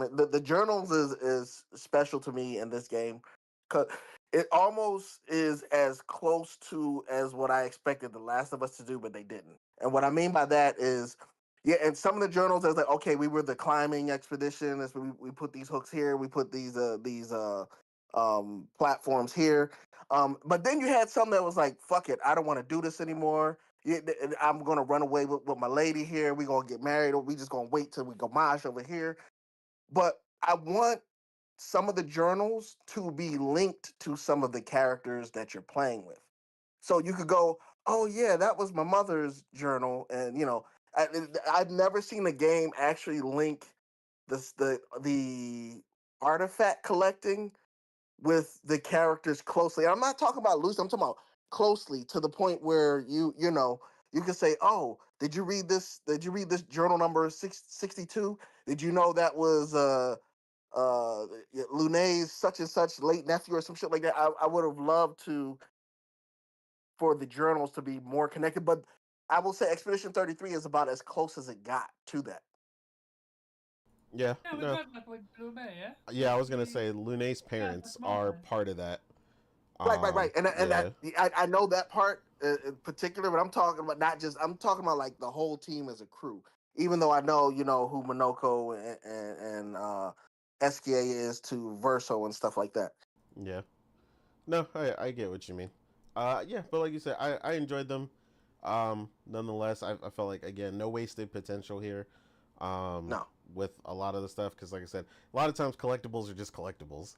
So again, this game definitely did one of my biggest pet peeves nowadays, which is a game that respected your time. Yep. Everything was well thought out. Everything was there for a reason. Even if you didn't know what it was at first, you'll find out later. You'll finally put the pieces together. Everything will fall into place, which they did The only, incredibly well. the only game that I can think that did that in a bit is Spider-Man 2, I think, or 1, where when you collect the collectibles, they tell you a story about a fight Peter had, a villain he fought, some memory or stuff like that. Yeah, so those collectibles are usually they're like and those collectibles you can find in other JRPGs where it tells a story or it's like a storybook telling, but it's not a close relation to characters, what they did or background or what happened with some of the characters. Like walking up and finding, oh, this is how this is written by the guy who captured the radioactive spider that bit Spider-Man, stuff like that. Yeah, I know what you mean. No, that makes sense. Um, Morgan, how was this game for you, um, as far as the story, character development, world building, and writing quality? How was that for you? Well, I mean, you know me. It's like, first of all, start off with 2025 has been an amazing year for great games. It's Absolutely. like every game that I played is like almost better than the last. And Kingdom Come Deliverance 2 was my game of the year before Expedition 33. But yeah, Expedition 33, like I was debating for the longest, like which two, because they were just both so great. But I think Expedition 33 just kind of took, I just took it over the top. So it's just like, as I've been saying, like Expedition 33, they did everything right, right? The writing, like I said, the characters, there was no bad characters that I can think of. As it's just it's hard to, especially these days, find a game that kind of just hits all the notes right. There's many games that we love, but it's just like certain aspects they just don't get right. Like we was talking about, like, oh, the writing may be great, but it's like may not like all the characters, or you know It has a the shortcoming. world building. Yeah, there's some shortcoming, right? But it's just like, for this team, for their first game as as a team, they just knocked it out of the park. Like it's amazing. No character I felt was dragging along the story, or I just kind of rolled my eyes, because sometimes, especially when you have like you're playing an RPG and you have like a party, there may be like one or two characters, or like maybe outside characters that are not necessarily in your party, that you just like, oh God, here we go. We're about to run Yeah, into them that's true. again. Like roll That's your true. eyes. I'm about to drag the story because here they come. But no, it's just like every character played a vital part. They all, like we've said, had their demons. I enjoyed finding out their story about why they joined the expedition, because everybody has different reasons for being an expeditioner. Some of it's like the legacy. For some, it's like they they want to put it into this. They feel like it's their duty. It's like they all have specific reasons as to why they joined up, right? Hmm. Um, and you have to be a certain type of person to want to join, because this isn't something that has gone successfully, obviously, because this is like Expedition 33, right? Like there have been I 60 think something it's expeditions before 67. them that Yeah. have all failed, right? So it's Hmm. like, and by failure doesn't mean like, oh man, we messed up, so we got to come back home with our heads down. Like, no, failure mean they died out there, Yeah. right? So you have to be a certain type of person, like brave person, to know that all these years have went by and people have sacrificed themselves to this mission that seems damn near impossible, and want to join up and be like, yeah, I'll do it. Like, and I'm on the team with Viper. Like I love the journals. Like, and it got me. One of the journals that really got me was the one where it explained that the team, that they knew they were dying, right? They got hit Hmm. by some enemy, and they came together as they were dying and formed a bridge with their dead bodies for the next expedition. I was like, yo, you do you understand how much you have to sacrifice? Yeah, Like Yes. that's crazy. the I was just like, oh my God. Like like they were dying, and the only thing they could think about to do was to help the next team by using their own bodies to form a bridge for the next team to be able to hop that giant crevice that was in the mountain. And I was just like, damn, like wow, like these are the type of people that signed up to do this, and that's like the bravery that these people had is insane. um and it was many journals like that, right? Them finding things out and passing that knowledge on to the next team, and being like, I know I'm about to die, but make sure you do this, or don't do this, or we learned this. And Oh, it's hold on, all hold on. it's all My about. favorite. My favorite. Every time when you see a journal like that, you know you're about to run either new type of enemy, or someone's gonna screw you over big time. Every single time. There's a cave where you supposed to be one of like the third or fourth hardest mini boss in the game, where it collapses underneath your feet. You already run into the boss. You fight them. You might win or lose, but then you find the journal next to it that says "Don't come down here." You're like, well, it's a little too late for that. Yeah. Oh yeah. Yeah. I mean, even the I think the very last journal that you're, I guess, technically supposed to find if you get them in order, was the one expedition where they were like the fit expedition. That they cared about their physicality, and they worked Yeah. out, and they Oh yeah, thought the workout strength one. was the Yeah, I saw way that one. the way to win. So they're like they toned their bodies, and they made it all the way to the paintress, and they figured out that the paintress wasn't the enemy, right? They were Yeah. like, the one person in that team who survived swam back to Lumineer to kind of spread the word, but they died. But like, oh no, but the gourmage happened right as Right. they Yep. reached Lumineer, Yeah, right before that they were was about to say, insane. like, I was like, yo, they almost got back to tell people like, hey, it's all a lie. The Patriots isn't the enemy, blah blah blah. Tell the true story of essentially what was about to happen, but they didn't That make it. And like gourmand. the journal was found like on in the ocean essentially. And it's just Hmm. like, damn, if they had made it back, they could have saved so many people. But it was just crazy. I was just like, yo, that was insane. But as far The as like Priscilla again, expedition, as we like to call it. Yeah, yeah, the buff, like, yeah, exactly. They were just like, yeah, lifting, strength, running, like, I mean, obviously they were right I mean, they because were they were the right. one They who got made it. mad far. They made it the farthest, and they found out the truth that they didn't make it at the end, but they are the team that essentially got, damn near the farthest, So Yep. apparently their strategy was the correct one. But yeah, it's just everything coalesced into just a beautiful game. I mean, like I said, like the music popping in this game. Like, and again, the woman who's doing the music, or I mean, they got a bunch of artists from like SoundCloud, and it's just like, yo, these are, yo, that's some talented people you can find on SoundCloud, right? And it's Which just that like, sounds and funny then to of say because course, everybody jokes about SoundCloud people. yeah, hey, some best artists were found on SoundCloud. So Absolutely. it's yeah, and then of course the lead writer, she wasn't even a writer before this. Like she had a whole different career before she wrote, she was helping to write um this game. So it's just like, damn, she had a hidden talent she didn't even know, She took a chance on a team, obviously, because it's a big risk, especially with a startup, Absolutely. to like leave your current career and then go in a startup that may or may not work out, right? And you took a chance, and then you took a chance on somebody again who's never written professionally before, and they did it a fucking amazing. They knocked it out the park. So it's just like, again, it's like a team who came together with all these hidden talents and just made this amazing game.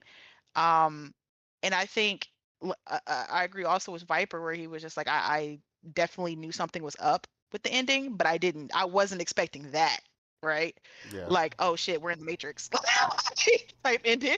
Like, Here's the giveaway: Paintress.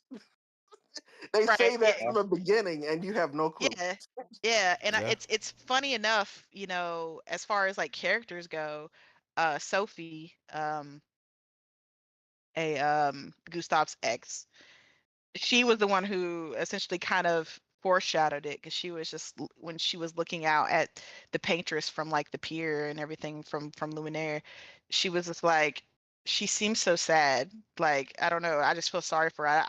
It seems like she doesn't want to be here as much as us. Like, she kind of pointed it out, like Yeah. She said, she's "Oh, she also a looks victim. sad." Yeah. Like. Yeah, and Gustav was like, only you could, look at her and see some, and have some feeling of empathy.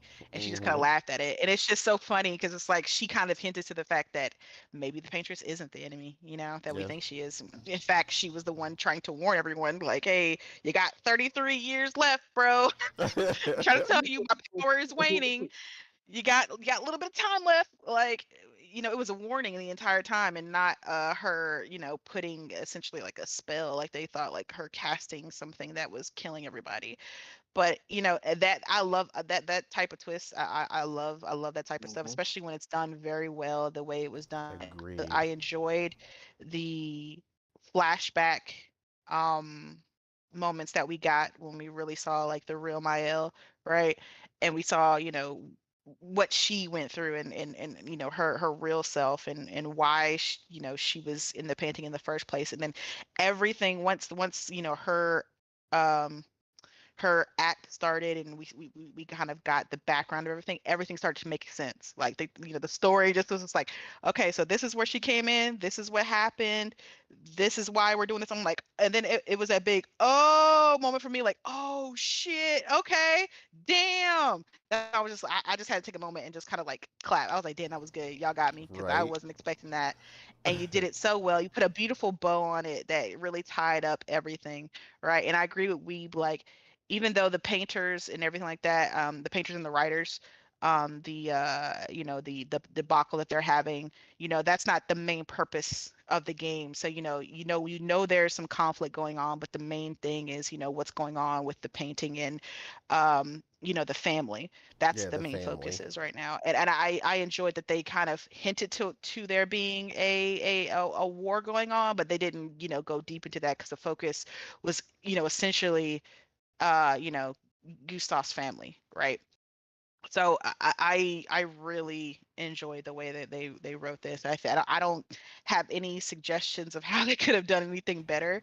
I'm not going to go into the endings, because I know we're going to talk Yeah. about that. But I like the fact that the endings are set up the way they are, like that it makes you kind of, I like endings that don't have a clear, okay, that I'm gonna pick that one, right? Like obviously this one's the good one, or I like endings that kind of make you pause and be like, damn, which one should I pick?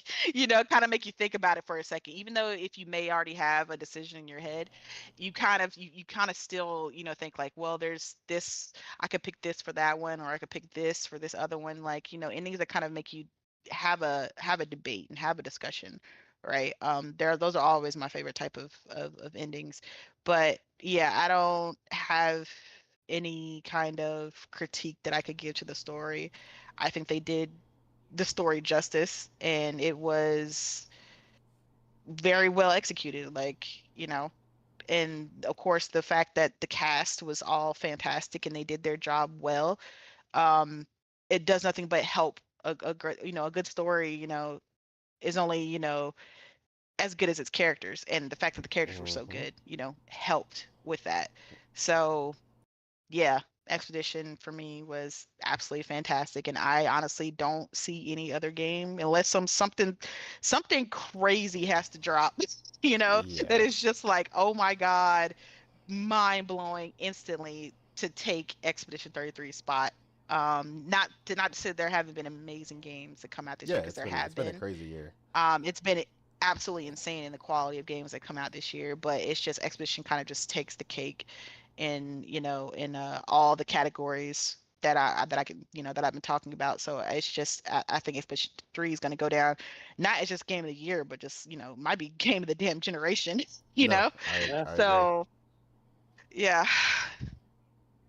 No, I agree. I mean, Weeb said it earlier. One of his favorite games of all time, right? And Yeah. Yeah. I think that kind of writes a lot home because I have seen that from a ton of people. Hero is in the chat now, and Hero has multiple times stated, it's his favorite game of all time. And for a lot of us, including Hero, most of us have been gaming for 30 plus years.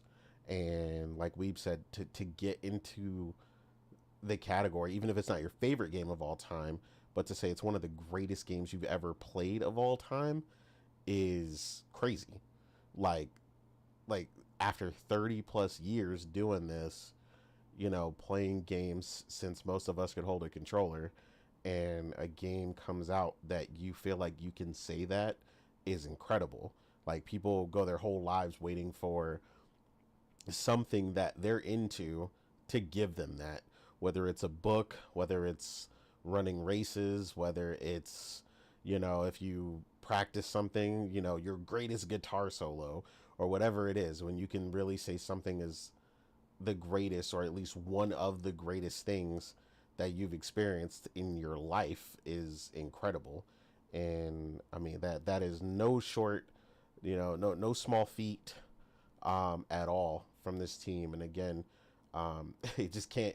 There's no way to really express how special this game is in so many different ways. And then, like I said, on top of that, being from this small, largely new team, whom most had never developed a game before, which is just crazy to think about, and speaks a lot about a lot of the untapped talent out there, um, in all these different areas and all these places all over the world, that we're now getting video games from, right? Where China, South Korea, France, so on and so forth. Like there's just so many teams from all over the place. Famously, CD Projekt Red. If you guys haven't seen it, you can see the development of CD Projekt Red, where they talk about their story, where they came from a bunch of dudes who got together to copy games and send them out and just play games. Like they just, and then they made a very, very small game, copied it, and sent it to local shops. And like when you think of CD Projekt Red nowadays, you think of this massive company who have made these incredible games. Um, between The Witcher and Cyberpunk, and created these huge studios.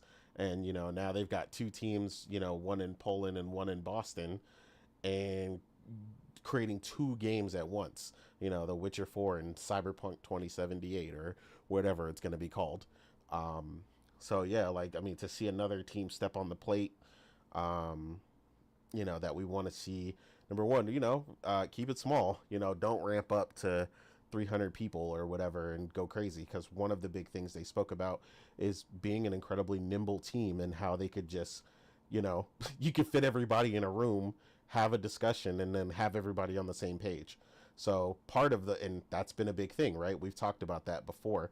Um, how AAA games, one of their biggest things, uh, that kind of sucks to deal with is communication, right?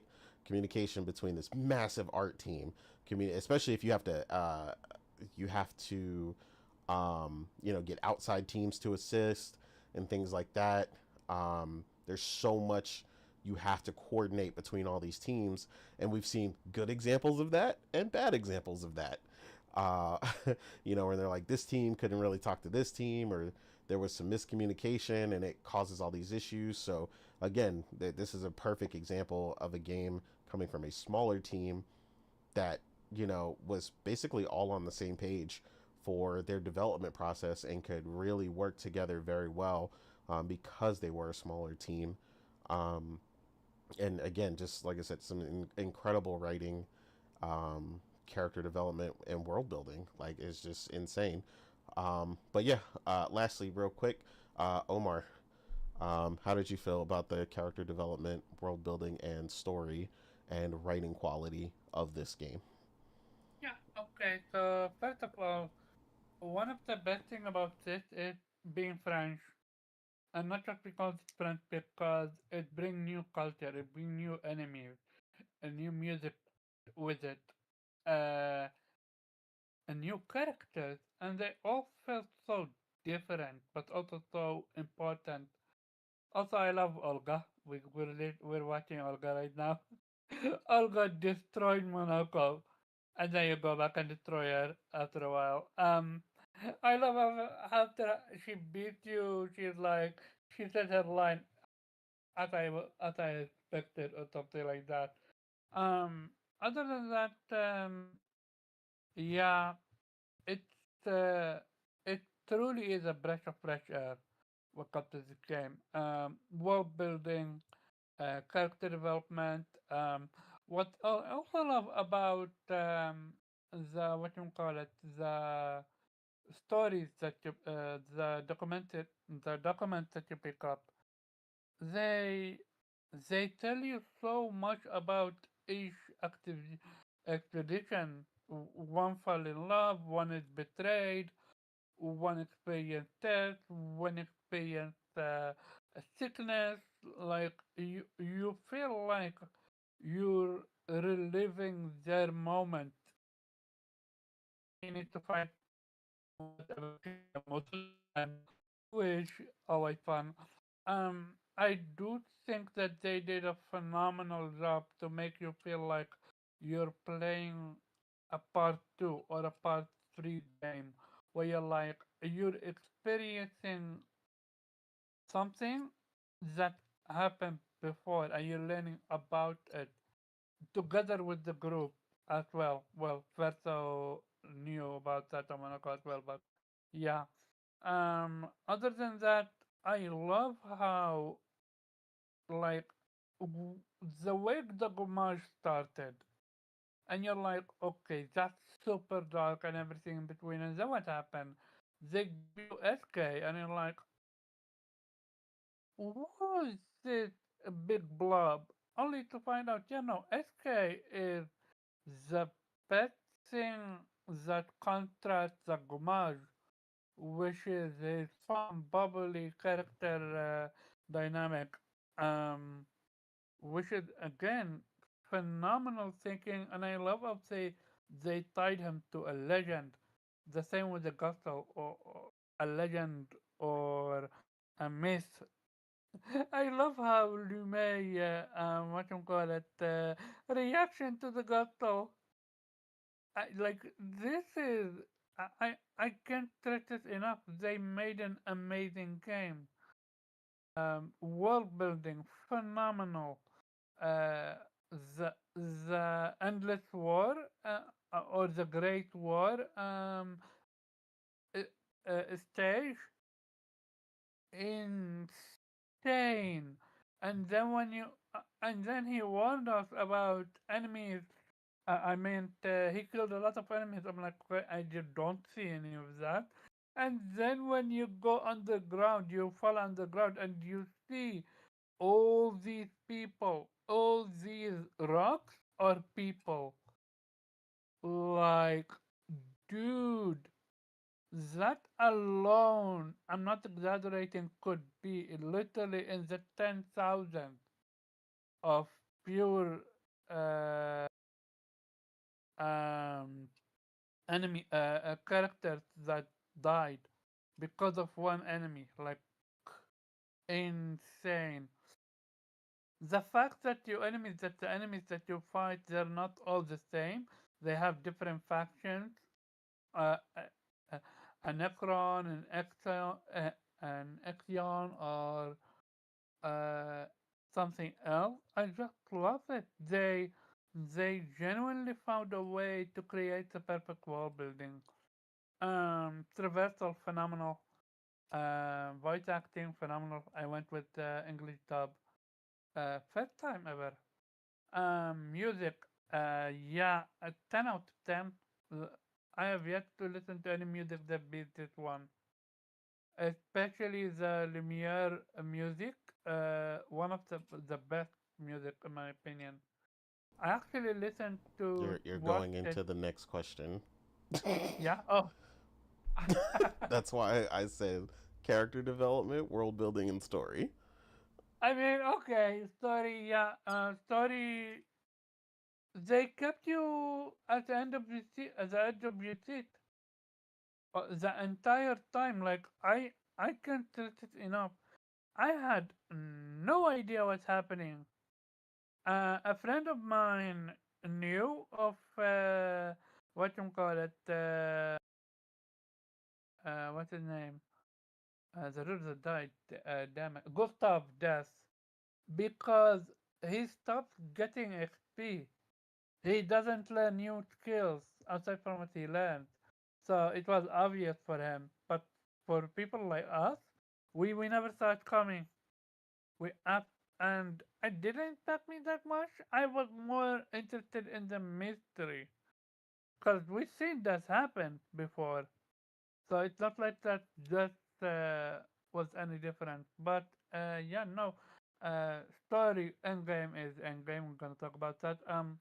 It kept you guessing. No, it didn't even get you guessing. It made you question everything in between. Um, like you have.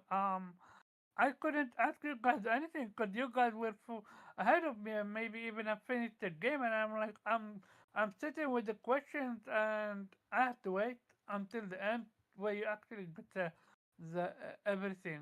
And yeah, no, to find out from Morgan just now that the writer was not actually a writer is insane.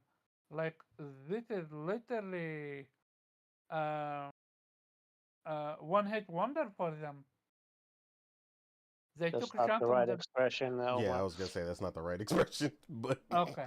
yeah, one hit wonder means someone who Yeah, I is fucked only up. has Yeah, I one fucked up with thing. this Yeah. one. Yeah, yeah, I fucked up with this one. But basically, what I meant is that they nailed a fair try. Yeah. But yeah, it's insane. It's absolutely insane. And yeah, No, that was that's it for me. no, I get it. Yeah. As for me, yeah, I mean the character development in this game was crazy. Watching everybody start, in Lumiere, how they were in there versus the first moment you make landfall versus the things they start to go through from each area you go through. The character development was nonstop, constantly evolving, constantly showing different levels of depth per character. Um, the entire reason for your team when everybody finally is together, like I said, the way everybody supports each other and goes through each thing, like every character was there for a reason. The archetypes were nailed perfectly. Even, like I said, characters that weren't even the main characters, like side or support characters like Francois and the things that you go through with him and whatnot, and all these things are done so well. The writing is just phenomenal, which is insane for me. Um, because as someone who is a person who plays RPGs primarily or as my favorite genre, I am extremely harsh on good quality writing. And honestly, had wrote a post not too long ago expressing my issue with the level of acceptable writing feeling like it had fallen so far in gaming, um, and how disappointing it was when you get games that are really great and it's like the writing was just okay or is just good enough, and they knocked this out of the park. So yeah, I mean, I'm eternally grateful for that and the writing team behind this game for giving us this incredible story, and even the parts where we felt like we didn't want to deal with it, we didn't want to, go through those moments, but going through those moments is what got you to the next, and made the team stronger or made them deal with things that they didn't particularly want to confront. Seeing the incredible level of depth in this world, and the in combination with the journals and the experiences that the team go through, were all just incredible. Yeah, like I said, it's hard to state it enough, but yeah, the game just was phenomenal on all aspects. And to note, a point, we haven't even brought up the combat at this point. So for people who are always like, oh, it's about turn based, blah, blah, blah. No, an RPG is about the sum of its parts, and RPGs have to nail so many aspects in order to be as great as this one is. And that is something that people need to take into account. So, with all these things, like I said, in all our expressions about how much we love this game, haven't even talked about the combat. So, with that, we're gonna It's jump insane. into our No, next one nobody like that mentioned too. So, combat yet. well, we That's haven't, we crazy. haven't, we haven't gotten to that question yet. Yeah, I'm pretty sure we wanted to, but we knew it was coming. Yeah, yeah. Omar didn't read the questions, so. No, Yeah. I didn't see it. I thought you were gonna post it. Uh-huh. I thought you were gonna post it here on YouTube, but no, I get it. I posted the questions in the chat because Morgan asked Yeah. me to. But yes, Omar. We all know Omar didn't read the chat, so it's fine. But yeah, for our next thing, in our next question here, what was your favorite aspect of the game? We spoke about the story, but there are many things people love about the game: soundtrack, gameplay, RPG elements, battle system, visual fidelity, believable characters and animations, voice acting. What was the thing that stood out to you most? Now, obviously, this is super hard, and I get it because, again, this game does so much well. But what was the thing that really stood out to you most? And I'm going to start with Omar just to see if he says, because we all joked about this when Omar wasn't in here, about what he was going to say. So I'm going to start with Omar to see if he says what we all thought. So, Omar, what was your favorite aspect of Expedition 33? My favorite aspect is listening to the music while I'm in the world map. Of course, it's a fucking combat. Come on, it's absolutely you guys. You saw how I went ham on it until Simon broke my face a few times. Until I realized, oh yeah, no, I have pictures. I Oh can my use god. them. No, no, no, no. My plan. I didn't go with my plan. That's why I forgot because he Oh. combat one aspect of it, but I had another aspect of it that I could still make use of. And after I did that, I beat him first try. But no, no, no. It's not low. I I went in with my skills that give me shield if my character die, which I gave my character auto death at the start of each fight. But Simon steals your shield, so I removed it. but I forgot I can still keep auto death because at least auto death give me the ability to break him. That's why. This is how I won. So Otherwise, there's a getting him. counter. There's a counter to him stealing your shields. There's a picto that allows you to pierce through shields. Yeah, but I'm not gonna waste that picto. It's better to because I wanted the shield for myself so I don't die. Obviously. So if instead of that I just gave myself auto death, TL went with auto death and death break. When your Gotcha. character die, it break automatically puts the enemy at breaking point. And I made sure every character had that, and that's how I won. Right, right. Yeah, that's a But good one. yeah, like this is innate. I remember asking innate at the beginning of the game, like, which character should I invest in? Which character should I build my character on? And for the most part, I would not recognize myself if I went with who I went at the end, uh, which is Monaco, Mayel, and what you call it, Verso. CL. No, Oh, CL. see, yeah, okay. CL combination with Monaco and Mayel is insane. And I say broken all the time, but the ability to give what you call it MP, I call it MP, AP to your character, or even buff your character next move is insane. Or rather, given the ability to give your character play the next turn.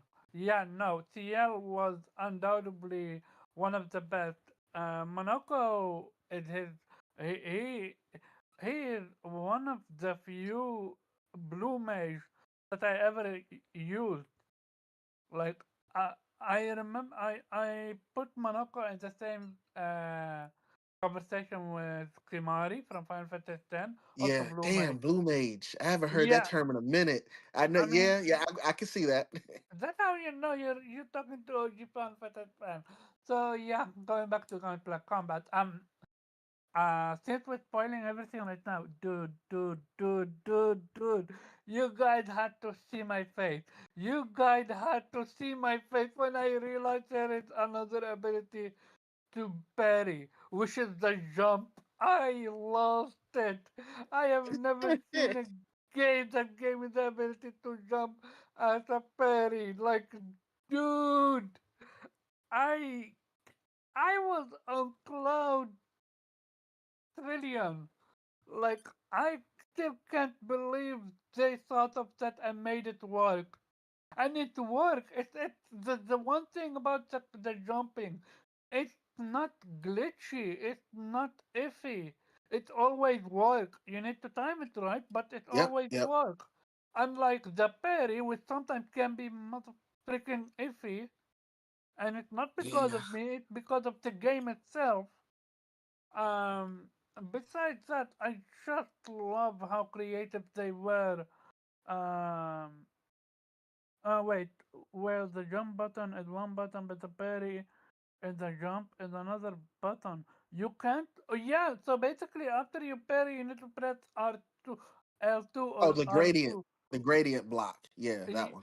and that's a different radiant blanc, but you were talking about the parry jump. It basically after jumping and the enemy is done with his move, you gotta press R2 or something Oh, very quickly parry or counter. L2 to deal damage.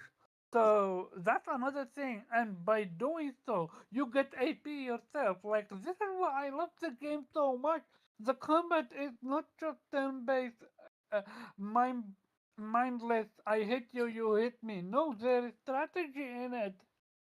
Like the fact that I beat Simon because of strategy.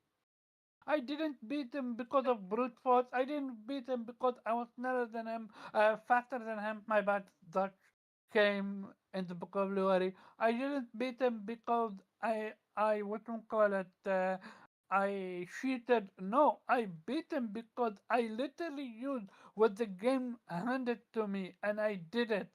and I just love that. I just love that so much.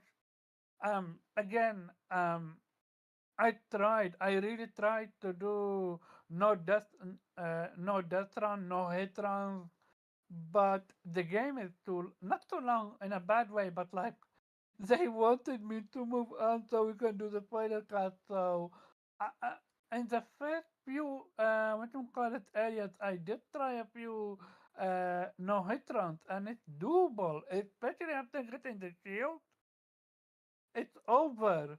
And no enemies hit me until, oh my god, uh, the painteress. The painteress was more difficult to me than Simon, believe it or not, because you don't have a lot of good pictures back then, and her moves are difficult. But yeah, gameplay is amazing. It really is amazing how they were able to create it. Like, if you're not good at parry, don't worry, you can dodge. Heck, there is even a picture that help you dodge, that give you AP if you dodge. Not gonna lie, we all needed a picture that make parry easier. Yes. That would have, and I'm not saying that because I am bad, I suck, get good. No, I am saying that because there were moments where this game made me question my sanity the same way Kana did when it comes to parry. There were moments that were so that bad where I'm like, dude, I parried. I made sure to parry. But again, it's a very fast game and they nailed it, so junk is always gonna be a thing, sadly. Uh, For the record, the rest of us all think Omar is wrong, and this game is nothing like Kana's parry window, which was absolutely ridiculous.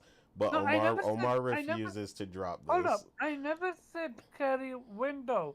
I said it's at You junk at you Perina. literally just Welcome to said Paris. no, and that's what I'm telling you. We all vehemently disagree with you that that is the case. That's all. Okay. I'm letting it, Well, the audience except know. me, Yeah, yeah. I except mean, I know me, you because agree it with doesn't him. matter what game I play, I can't parry, so it doesn't matter. Yeah, but yeah, No. So what I wanna know, lowering the difficulty doesn't help you I with the parry. explained that was adjusted to you, but you forgot as per usual. No, so no, I no. explained to you they adjusted the window after we finished the game. There was a Oh wait, they patch did that. for the game that increased the parry window on lower difficulties because me and Interesting. Morgan specifically told you when you thought it changed it that we told you it does not affect the window. Then Okay. later there was a patch where they said Okay. they changed it to increase the parry window on lower difficulties from like 30 to 50% increase. Yeah, no, So it was I missed broken that one. before. It didn't I missed change. that. Yeah. Yeah, I missed that one. I actually beat the game on normal. I started at hard, but at the paint rate, I put it on normal. Mostly because hard is not hard. It's just more HP to the enemy, and they do more damage. There is no uh, difficult pattern to make use of or whatsoever. So, and because we wanted to do the podcast, I went to normal, and afterward, yeah, it was more sailing. But yeah, no, again, yeah, now we're talking about the combat, but get this. The entire podcast, and I had no idea that we're not supposed to talk about combat. I never mentioned combat once. I only mentioned it when I was talking about how when the game clicked with me. But I never played the combat not even once because the game is way more than just combat good. Everything else not important. Like it, yo, phenomenal game. Will it win game? GOTY? Only time will tell, but I can't stress it enough. You can parry by jumping. I'm out. Okay, so for the record, we were me, Morgan, and we were right about what Omar was going to talk about when we asked the favorite aspect of the game. Just putting that out there. Yep. I mean, come on, did you guys, but did you not? But here it, get No, this but we though. were specific. We didn't just say combat. We said you were specifically going to freak out about the parry system. That's what we said. Oh, but to be to be fair, you saw my reaction when I talked about it in chat. So Oh you yeah, I guys mean, had the cheat code, so that's not yeah. fair. But we called it. I was just letting the chat know that we are podcast team 1-for-1 out here. So we got that down. Um, but yeah, Hey, you said me for well, it's not failure, but no, still. we just hey look, we didn't tell you what we thought.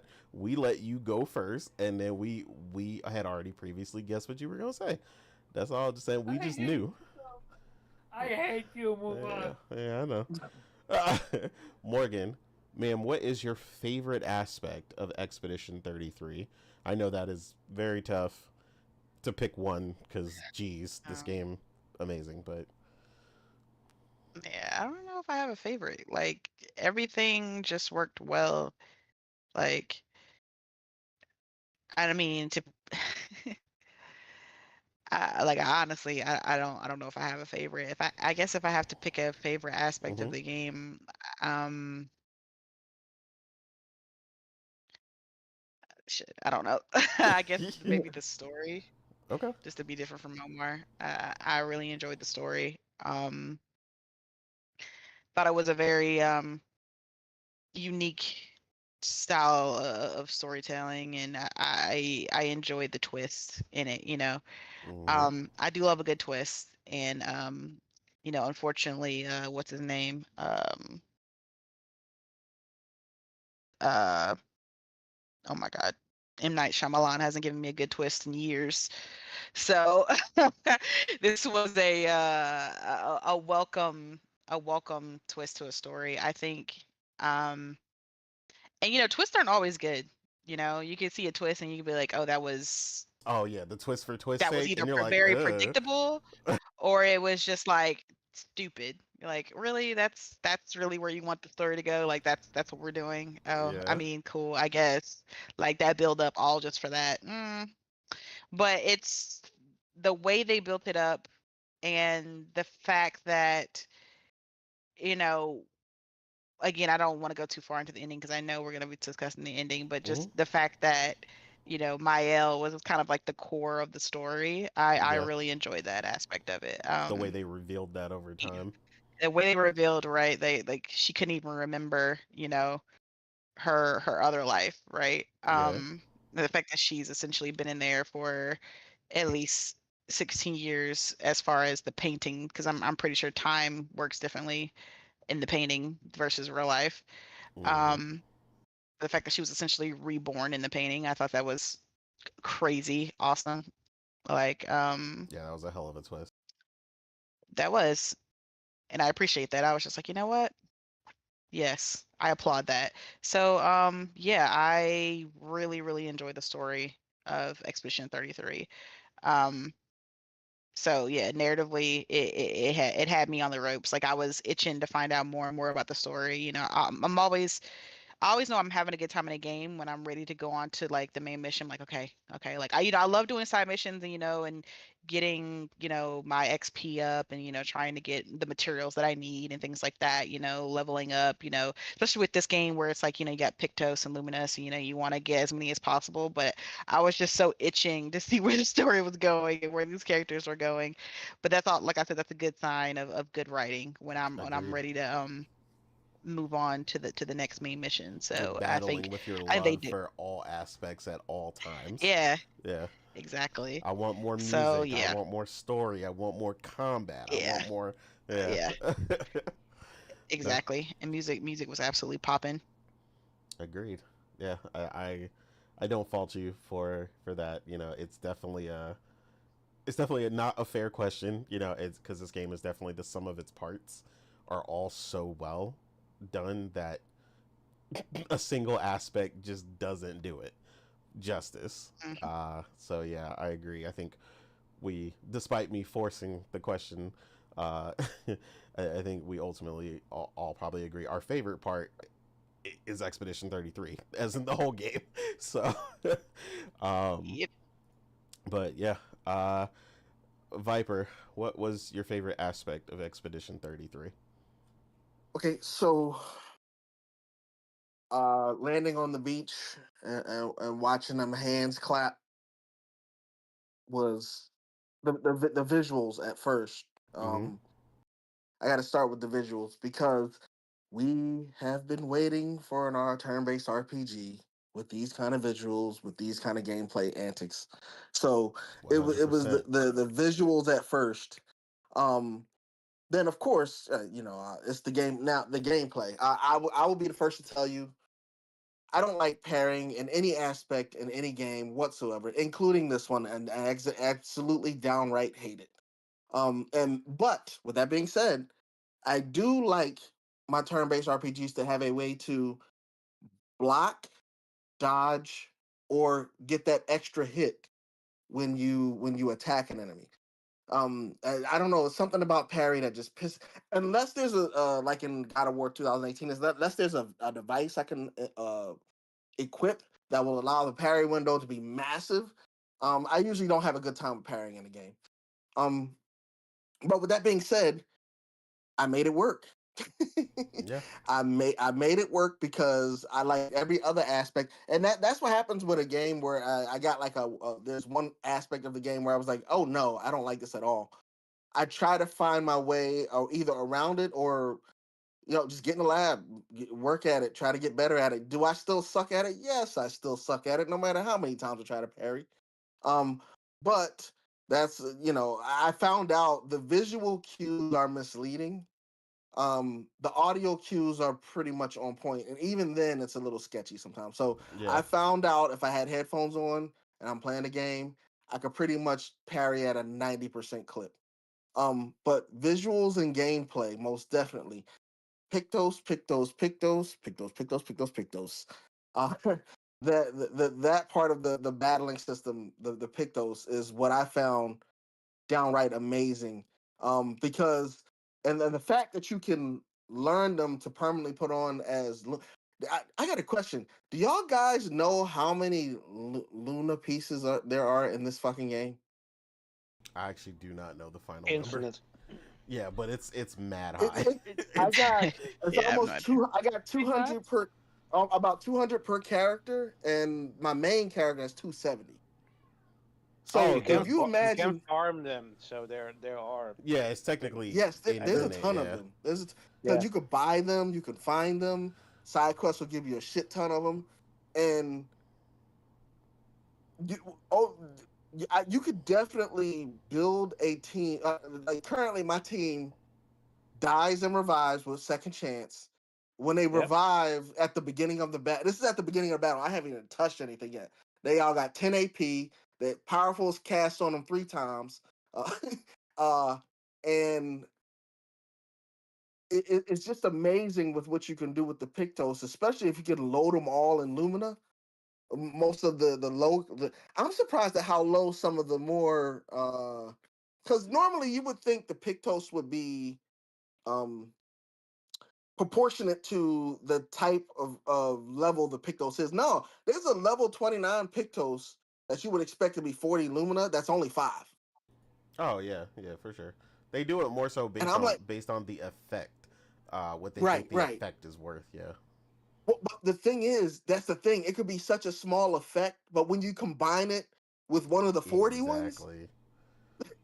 Yep. so that the visuals and the Pictos battling aspect are what I found my favorite. I love when I can get to a game and not break it, but like just to see what kind of combinations I can get. It's almost kind of like the gambit system in Final Fantasy 12. Yeah. If you the wrong setup and you could be doing a loop that you could be kicking your own ass. You know what I mean? That is so, true. so but with the same thing with the Pictos, the wrong setup, and you can revive and then come back with only 1 HP. Like, oh shit, I need to put something on to heal fully. Yeah. It's like auto. It's like trying to have it on auto battle. Oh yeah. It's hard to explain, People have but done some insane builds. Like people yeah, like I mean, the level of strategic combat they let you obtain in this game based on the Pictos that you have is ridiculous. I mean, I've seen builds where people would kill themselves and just revive themselves to kill the enemy and just get back up, like crazy stuff. Like, and I love Yep. that. So yeah. Yep. Same here. Same here. Yeah, that's it. The visuals and the battling slash Pictos. I didn't even get to the damn skills, but the Pictos I choose above the skills though. So yeah, that's Okay. it. Yeah, absolutely. Weeb, what is your favorite aspect, sir, of Expedition 33? Yeah, I can make it easy. Just say the game direction, and I cover everything, right? we've said I'm about to cheat. I said he said everything. I would have went and thought as well, so be specific. Um, it is hard to choose because, yeah, I mean, we've been gushing over the story and the world building and the characters, which are absolutely the high point of the game. But yeah, they're everything really works together. I mean, yeah, the gameplay is brilliantly designed. You know, they're the adding sort of just in the end, like if you think about it, this small change of parrying and dodging, and that makes all the difference in setting Mm-hmm. it apart. Um, and you know, it can really go crazy. Like I mean, I think you all thought that one enemy that just keep that rock enemy that just keeps jumping and pounding you, and all you have to do is keep on parrying, and eventually he'll die on his own. But it's like is that crazy in the point like you're parrying like 40 50 times in a row. But yeah, I mean and in the end, like I do appreciate that the game instead of going the route as where you just get good, that they're saying okay, uh, I mean you can make the game as difficult or as easy as you want to be. It's still going to be challenging, with at times with because if you don't rely on the parrying or dodging, uh, yeah, especially with bosses, you're gonna have to get through it, and you have to experiment because yeah, if it doesn't work, yeah, okay, maybe you need to change your setup. And it's not just the pictos, it's also the weapons, right? The uh, brilliant idea that your weapon basically scales based on where you invest your points in. And in the end, sort of you can always respec, with I think you probably appreciated, Omar, that you could respec um, with you need to use an item, but you can find them everywhere. And um, like at the end, like I sort of maxed out my build. Like I said, okay, I need to have 100, critical chance. You can get above that. I have no idea what it actually, if that, don't think that it matters. But you can sort of with the end, um, when I have so many pictos, like so many Illumina points to be able to spend them, because initially I was just basing them on the point cost and say, okay, yeah, we need to put in the ones that cost the most, equip them, and the rest will be using those points. But at the end, like, okay, yeah, see, some of these have like critical stats improvements. So okay, or so I will equip those so that I don't need to invest as much in luck, and then sort of min max my character that way. But there are absolutely Yeah. insane builds with the picks. Like I've like with Vincent, like when I first fought him, like I was pretty close in beating him, and then he had this fucked up move where he just wiped out your entire party, and you had to fight him with my B team, which obviously didn't go well. So I just looked up a strategy like I was insane, where just use um, Mel, Monaco, and CL, where CL died at the beginning and just buffed the characters, and I used shields as a way because that my character got stronger the more shields I got. So I basically gave her as much shield as possible. I had Mel primed, had Monaco break the character, the boss, and then just one attack for each phase, and was done.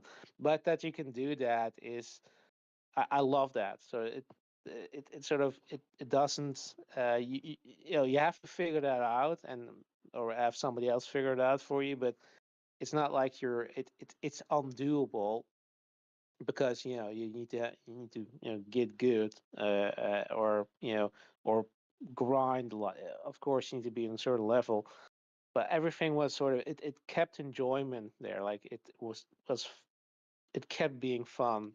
Yeah, it didn't get frustrated.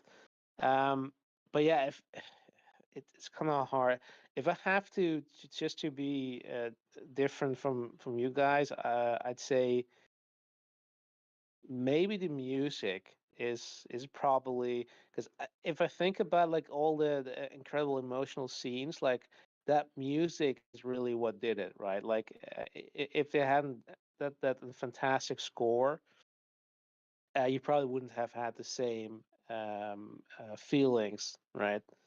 Like Hmm. that. And again, it's amazing that this is basically from somebody who never did the game score before, Yep.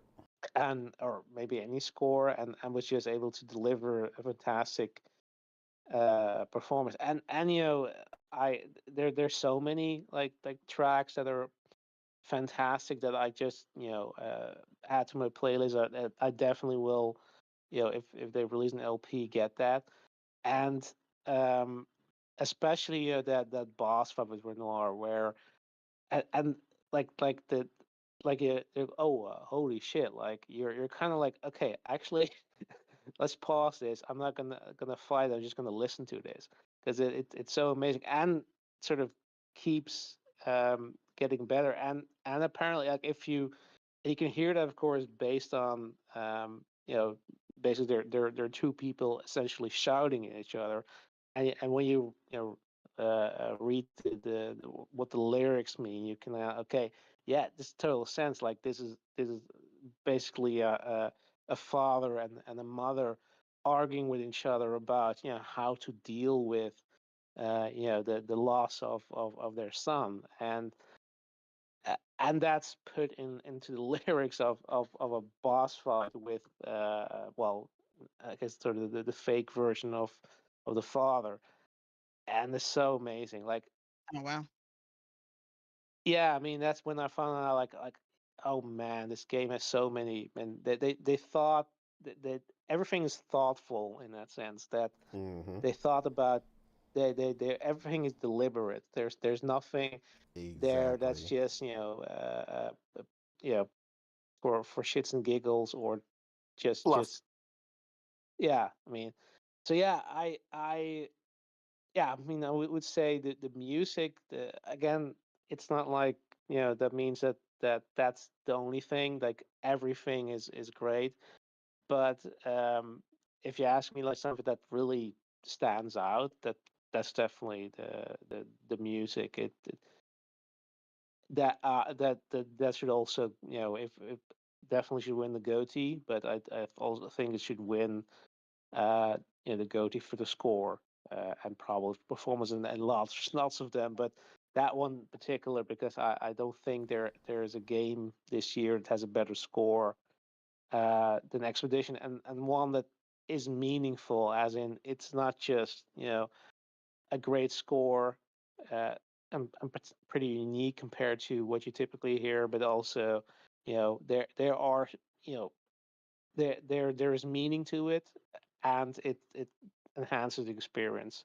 So yeah, if you ask me, that's my be my pick. Cool. Um, yeah. As for me, it's yeah. I feel as perplexed as y'all with this question, even when I came up with it. Um, but yeah, I would say for that kind of the same reason that Viper said, because we talked about this a lot.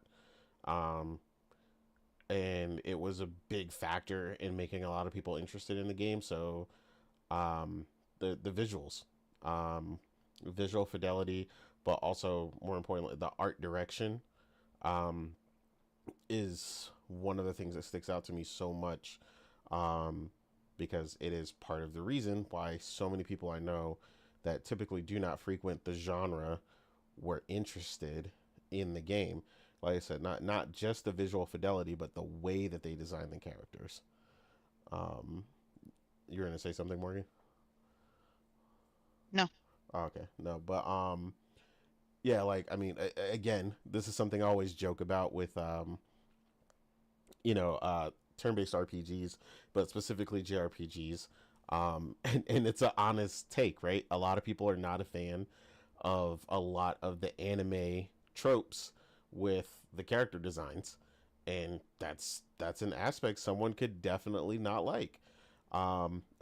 I always joke that, you know, a lot of times when Priscilla will see me playing an RPG or specifically a JRPG that with that anime aesthetic, you know, sometimes she's like, "Is that character a boy or a girl?" You know, and you know, because they're kind of stuck in this coming of age story, and they you know don't always have these really clear characters in a different scope, right? It's always that specific anime trope kind of thing going on, and there's nothing like that about this game. You know, these characters feel grounded, they feel believable. You don't have to ask that question when you're watching this game. You know, the everybody is very specific and very deliberately who they're supposed to be. Um, you know, from their hair design, um, like I said, the stuff with Lune, all the art direction, with the French design, the way their outfits are designed. Like I said, there's so much done deliberately in this game, from a visual standpoint that is just incredible, right? This grittier look that they have going, the blood, you know, that is assisted by the art direction that they chose in the visual, and assisted further by the visual fidelity that the game is assisted by, like to create this world that we get to experience and live in and play in, where there's, you know, as a vessel for this story, right?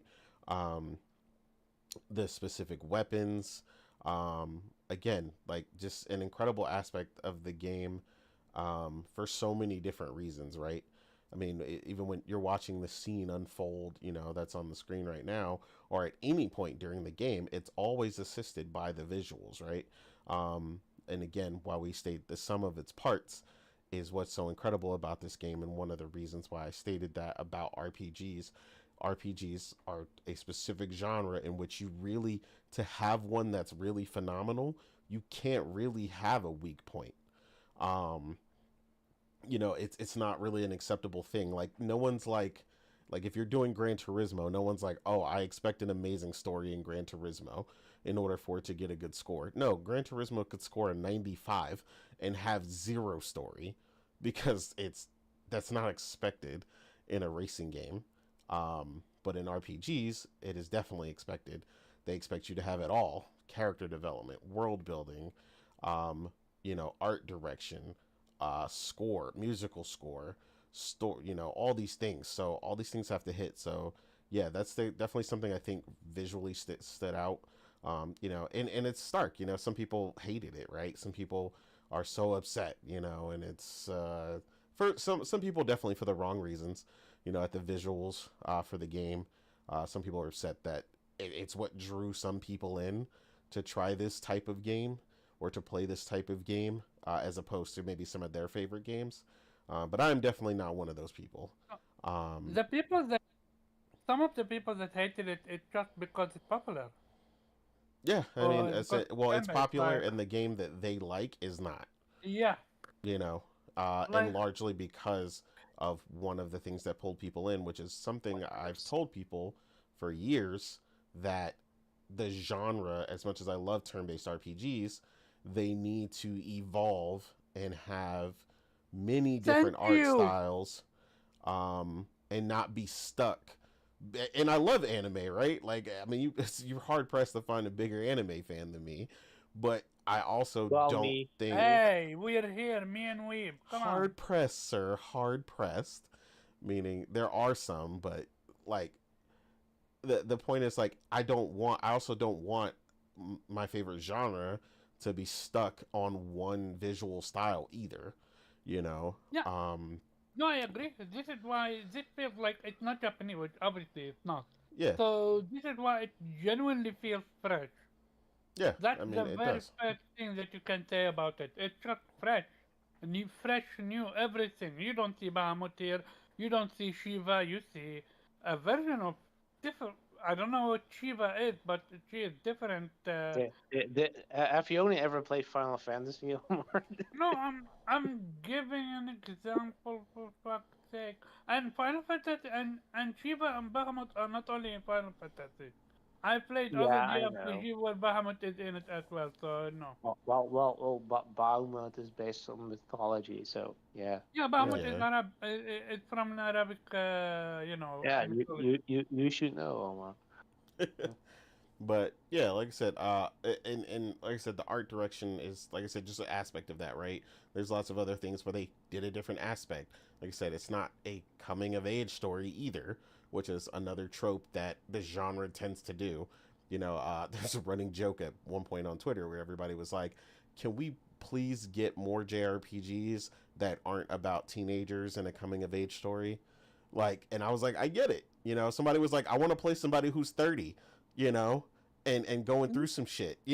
I was like, I get it, because they're like There is a everybody's reason why all yeah, young. characters are beloved. Like every single Final Fantasy we play as, we love all characters. Like yeah, let us play as all characters. Yeah, they might have like an aspect of it or a person in your party that's like that, but like rarely is like, do you get like a full on older party? People who are actually have gone through some things, lived a life, and now they're going through this particular thing that you're experiencing. So again, like I said, it does many many things that a lot of people, for whatever reason, don't want to give it credit for. Whatever. But again, all these things ultimately tell you guys that the sum of its parts are what make this game so incredible. And with that, we'll move on to um One more thing about the visuals. I forgot. okay. Um, the location and the location and the way they look of the weaknesses on the enemies. Um, that is unique in the fact that, oh my God, Alexa, shut up. Hold on, sorry. That what I mean by that is, yeah, normally in some games there's like an arrow pointing to a spot or a bright spot. Oh, there's a weakness. Let's hit it. See what happens. Boom. Got it. But in this game, yeah, some of them may be like in the form of a jewel in the face. But then there are some like these dudes with the swords. I can't remember their names, but they'll stand there, and then all of a sudden he'll move his arm to do something, and you'll see the weakness right behind the sword on the shoulder part. I'm like, oh, okay. The way they do the weaknesses in this game is fantastic as well. There's another enemy who has a shield on. His weakness is right under is on his face, but you can't tell until you hit it. Because once Interesting. you hit, So I get you, but I actually found that one annoying because you needed to wait until he started moving, which takes right, a bit. But I right. get you. But I'm a patient person, so that's why I found it fantastic. Uh Some huh. people who like to race through. I'm not saying you, Omar, but there are people who I know that I game with when we're playing RPGs. They're like, skip the story, skip the story. Let's do this. I'm like, no, I want to collect this shit. I want to run over there and collect that. So, but yeah, and honestly, tell you the truth, some of those weak spots, you have to be very precise, or you're not hitting that spot. You think you got it, and you don't. The telltale is the mini explosion that usually happens. But yeah, the way they did the weak spots, I think is kind of clever. Yeah, How some of them the are enough hidden. You gotta about the wait for weak it to spot open. is by doing so, you hitting the weak spot. It actually give him a different moveset. Yeah, yeah, that's So true. you're not. Some of their attacks go away. Yeah, which is Hmm? expected. Yeah. Cool. Yeah, no, Again, I agree. one last thing I will say, and I can't stress this enough. We all been saying it. This is what Final Fantasy should have been. This is what the evolution should have been. Everybody on Twitter said that. Me and my friend, we all said that. Like, yeah, no, the dev truly understood the assignment. Yep. Agreed. They definitely understood the assignment. That 4.0 GPA, if there was one. Um, but yeah, into our final question of the show, the big elephant in the room, the thing everybody talks about when you're finally done, um, is your thoughts on the ending of the game and what choice did you make and why? And with that, I'm going to start with Viper. Um, I will start by saying, when uh old girl made the comment about the painters being sad, I kind of that was a trigger for me that says, okay, we might be going up against some good people. They might not be bad. But Mm-hmm. I didn't know what. I didn't know what. And then we get further in, and you start meeting the Gestrels, and everybody's all playful, and this looks like a happy land. I'm like, why are we here destroying these things when they're, so happy-go-lucky? They don't really care about war. They're not really into this. Yeah, as That was everything, another clue. so everything starts adding up differently than what you were Yeah, told. yeah. So Yeah. I got to a point right before Act 3 where I was like, "Are we the bad people? Are we the one just coming here fucking shit up and making this shit recycle upon itself?" Um, but once we got to the end and everything was explained, I was like, that's it right there. I wound up choosing my L because um all of the emotions that she was expressing, dealing with Gustav, dealing with how he went, watching it in front of her eyes, dealing with this only being seen by the real, painters of the show. And those are the kind of emotions I would have went through. And here's another thing. This is the reason why I can guarantee you, like, most people didn't pick Verso. Verso, in his own right, is a good character in the game. He did what he needed to do to keep some stuff hidden and untold to get his mission done. I understood that. But eh, I am not a fan of omission. Some people who are they say omission is also lying. I'm not that kind of person, but I am not a fan of omission when something should have been, told outright. So I kind of went with the righteous choice of Mael and dealing with that because I grew up in this world. This is the game I was playing. I don't want to wake up and come out of this shit. So I kind of went with her feelings and emotions versus Verso's. Okay. Conniving, eh? Cool. How he gave the rock after the painters fight all of the sudden to SK. Like, dude, you had that rock and you never gave it to SK. What the fuck? Yeah, that sucked. All right, Weeb. Uh, your thoughts on the ending of the game and who did you pick? I watched both endings, but in the end, my playthrough ending is Verso's because, in my opinion, that's the only right choice. I saw my elves ending, and yes, I totally understand. All your party members are there, all your friends are there. Gustav is back. Ciel has her husband, but you can see that this isn't right. Like you see Verso basically almost like a puppet on a string. Like Mm-hmm. he was begging Mael to end it. He wanted to die because uh, uh, he has all the memories of the real Verso, and we see the real Verso, which is that boy we always see, and he's just forced to keep on painting because his family, and particularly his mother, but this kid also Mael, needs it to cope with the grief of losing him, right? And he can't die, or part of him can't die, because his family isn't able to let go, and he is and he's suffering because of that, because he's basically he knows he's not real. He knows, but he has all the memories, all the feelings for his family. He knows they're suffering, and he is stuck in there because he can't die because the painters made him immortal. And And then like the way he's begging her, and she's like yeah, no, it's fine. Like I'm like, Mel, you're or Alicia, you're fucking insane. Like what you're doing to him. Like you're forcing, like that's incredibly cruel to let him live when he wants to die.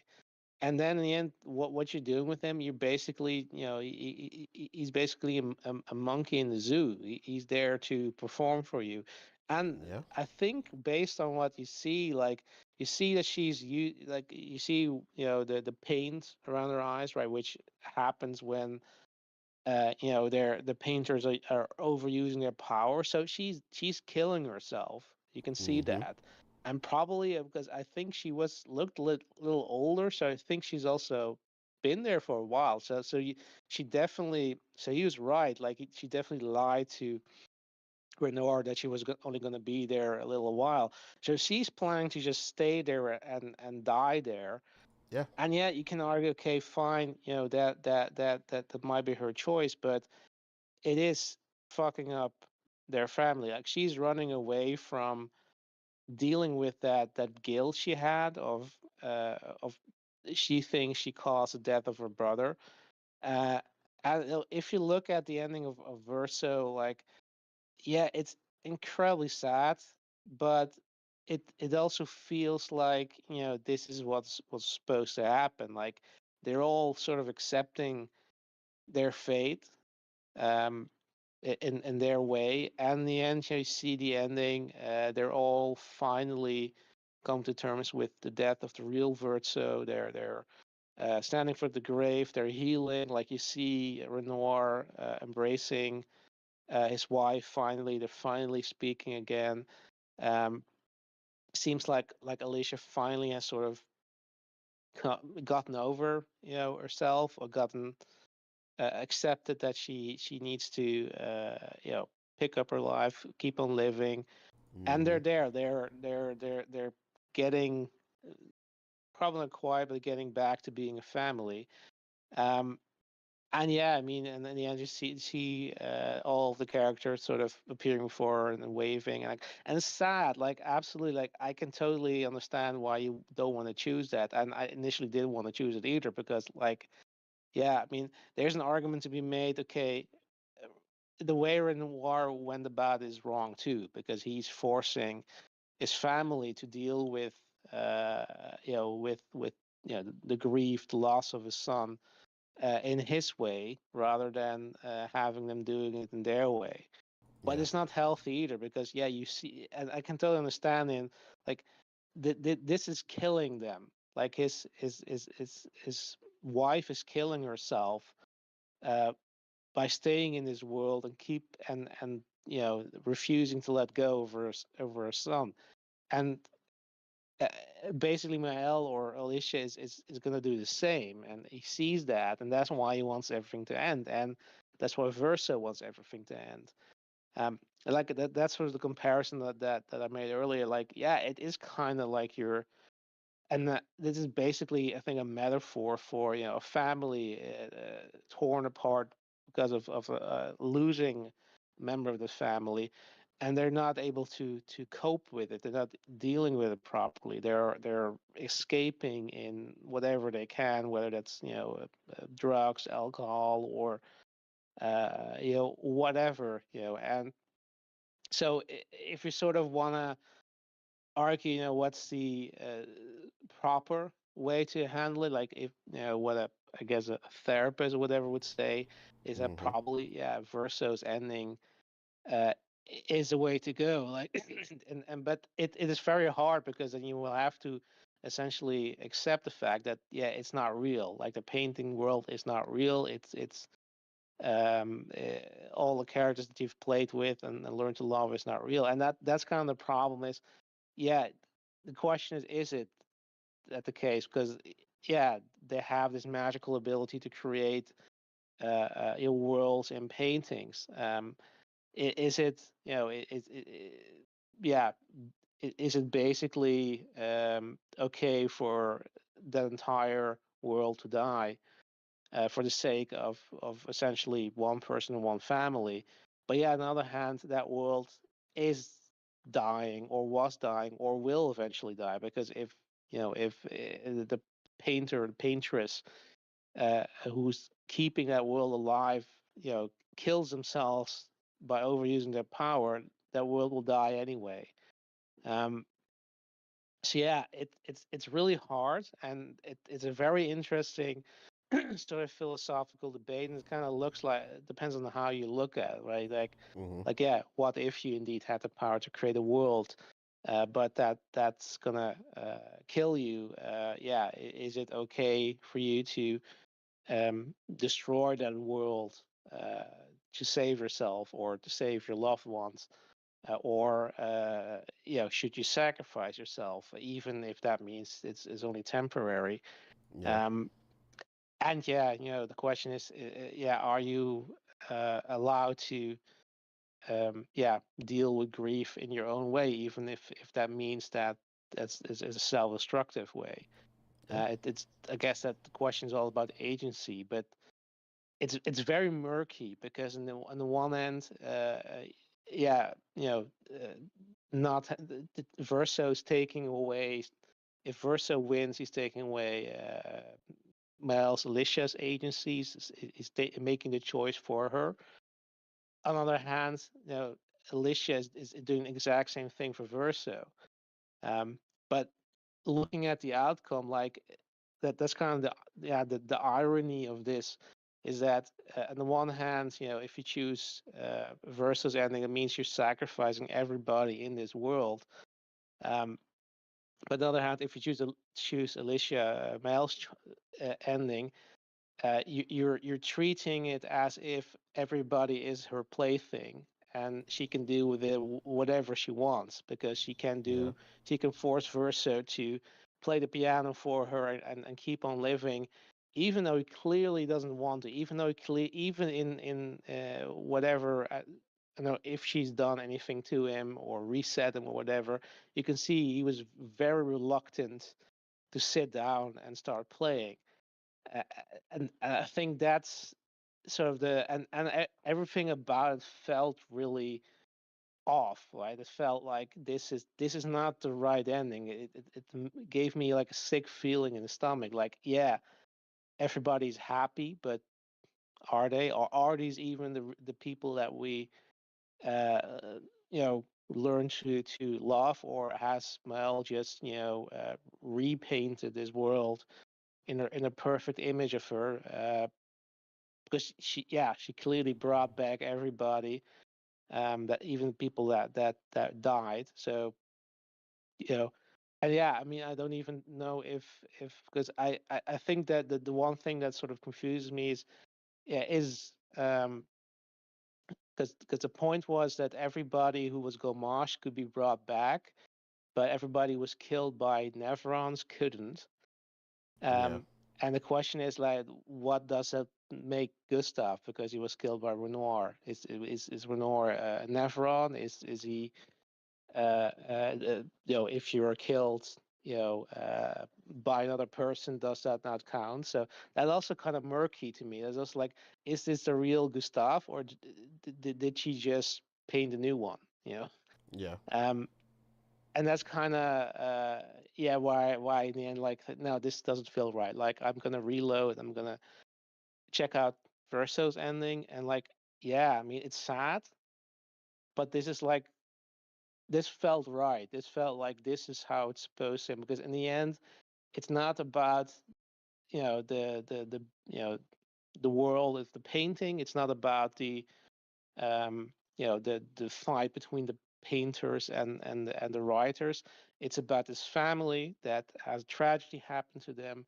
They're grieving. They're all trying to deal with it in their own way, but just tearing the family apart, and they need to accept it.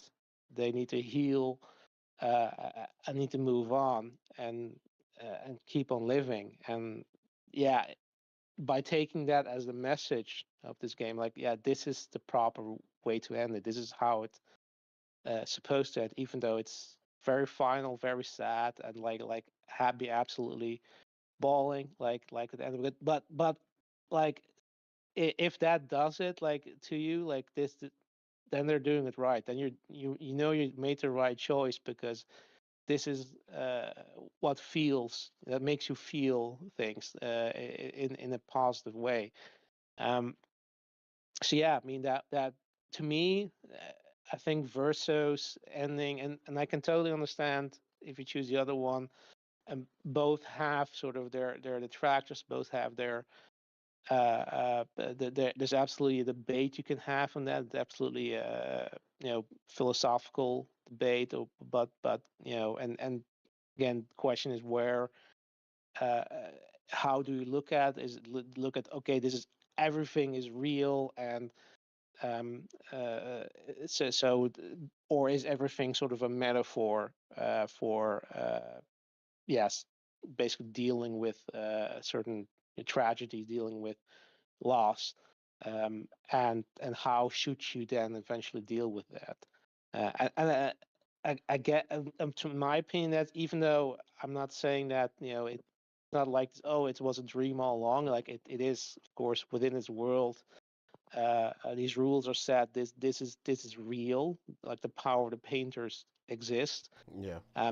But it's also like, and then if you look at it that way, like if you're, for example, indeed dealing with loss in a destructive way by using, narcotics or alcohol, whatever, like to like to you to if you're the person doing that, like to you it's like just the same way as for Alicia Mel was like, okay, it's like you have to destroy your the entire world you're living in to basically let go, to basically get better, and Hmm. that's a lot to ask. That's going to be very hard, and that's sort of where I said, okay, I get it. That's sort of the point you're trying to make. Like, yeah, nobody's. It's very going to be very hard for anybody to make that choice on their own. That's Yeah, why it's you not need easy. intervention, you need help. I think that's sort of the point that I thought they were trying to get across, and yeah, taking that as the message of the game, like okay, yeah, then Verso's ending is the only right choice. No. Yeah. No, I agree. I've heard something similar from a friend of mine that played the game, and he mentioned that. I mean, he personally went through addiction at one point, and that's why he chose the Verso ending because Yeah, he said he felt like the other was just basically allowing that person to drown in their choice of drug. You know, yeah, and it's like you said, Renoir being your favorite character. He essentially doesn't want to have to bury two children.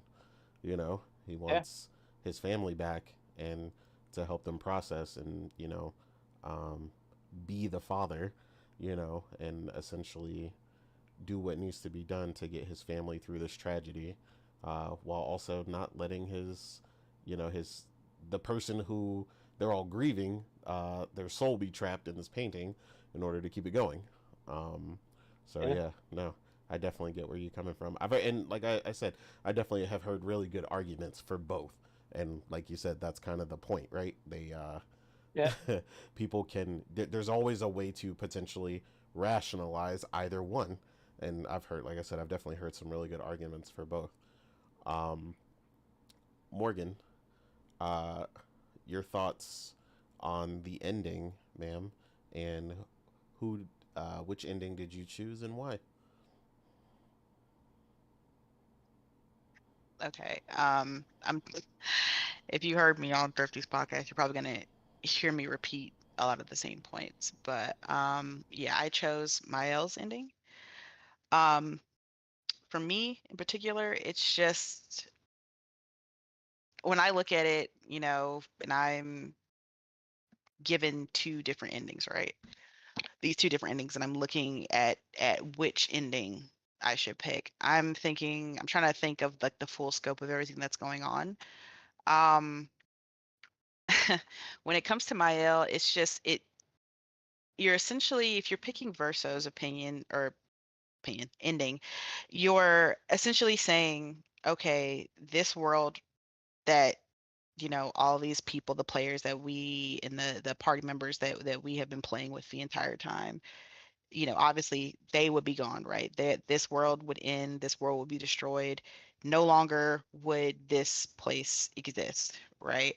And I think that destroying an entire world just so somebody can learn a lesson is a little bit much to me. And like, and we've said that you can have a philosophical debate on this, and this was kind of the debate I was having on Thrifty's podcast. I was like, with the introduction and of us, especially now, and the relevancy of today's age of AI and things like that, the question that I, was asking is like, what do you consider life, right? Like, if you were to wake up tomorrow and we had an announcement, via, a world news cast that they have discovered that our world was essentially a world within a world, like it was like it was an aliens, like I don't know if anybody's ever seen Men in Black, but when they Yeah. zoomed out of the first one, like Earth was essentially a marble that an alien was playing with, essentially. Like if we were to discover that our world was not essentially real in the connotation that we consider real, would that make your life feel like it was worthless, or that it's okay if you were to be eradicated because some alien far away needs to learn a lesson about letting go? You know what I'm saying? Like, what the fuck does that got to do with me? I am living my life. I don't consider myself not real. If I heard this news, it wouldn't make me feel less real than I did So you're yesterday. speaking about You know if what I'm you were, saying? if so, in this point, you're pointing out the aspect of the people in the painting, Of the right? party, yes, Yeah. Okay. Yeah.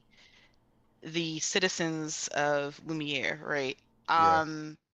So it's just like, I understand, like I completely understand Weeb's point.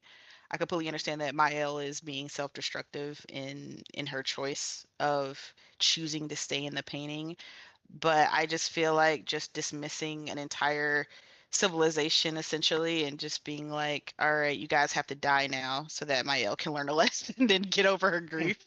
It's just like I just couldn't do it. I couldn't pull that trigger.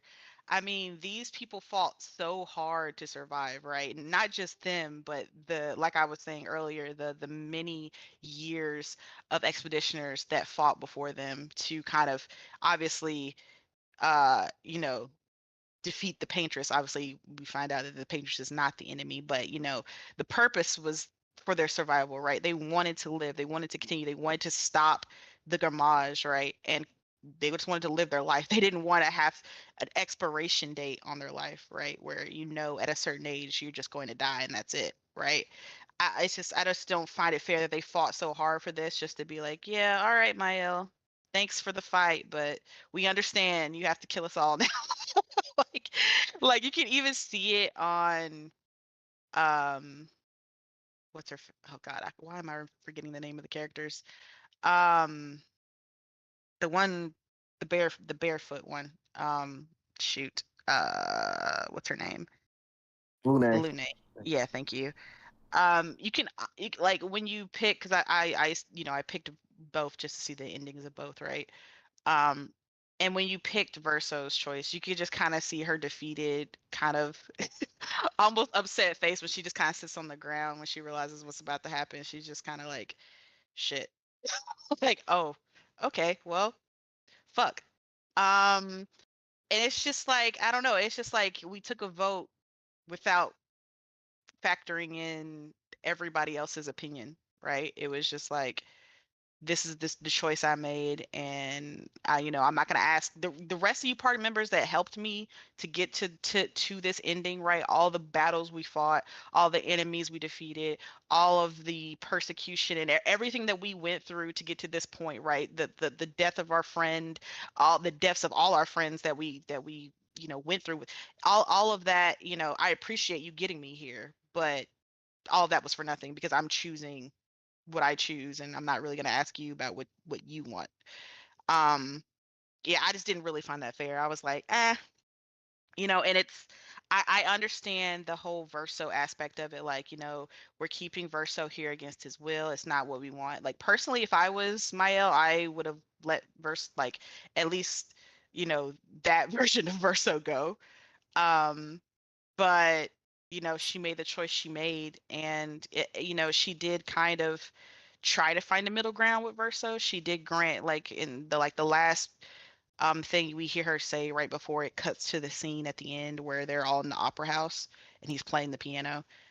She did say to him, like, would you be okay if, like, essentially, it's not verbatim what, like, I'm about to misquote it, but essentially it was, she was asking him, would you be okay, would this be okay living if you had an end date? Like, she took away his immortality and let him grow old, which is why we see him, like, be grayer and everything like that in the opera house.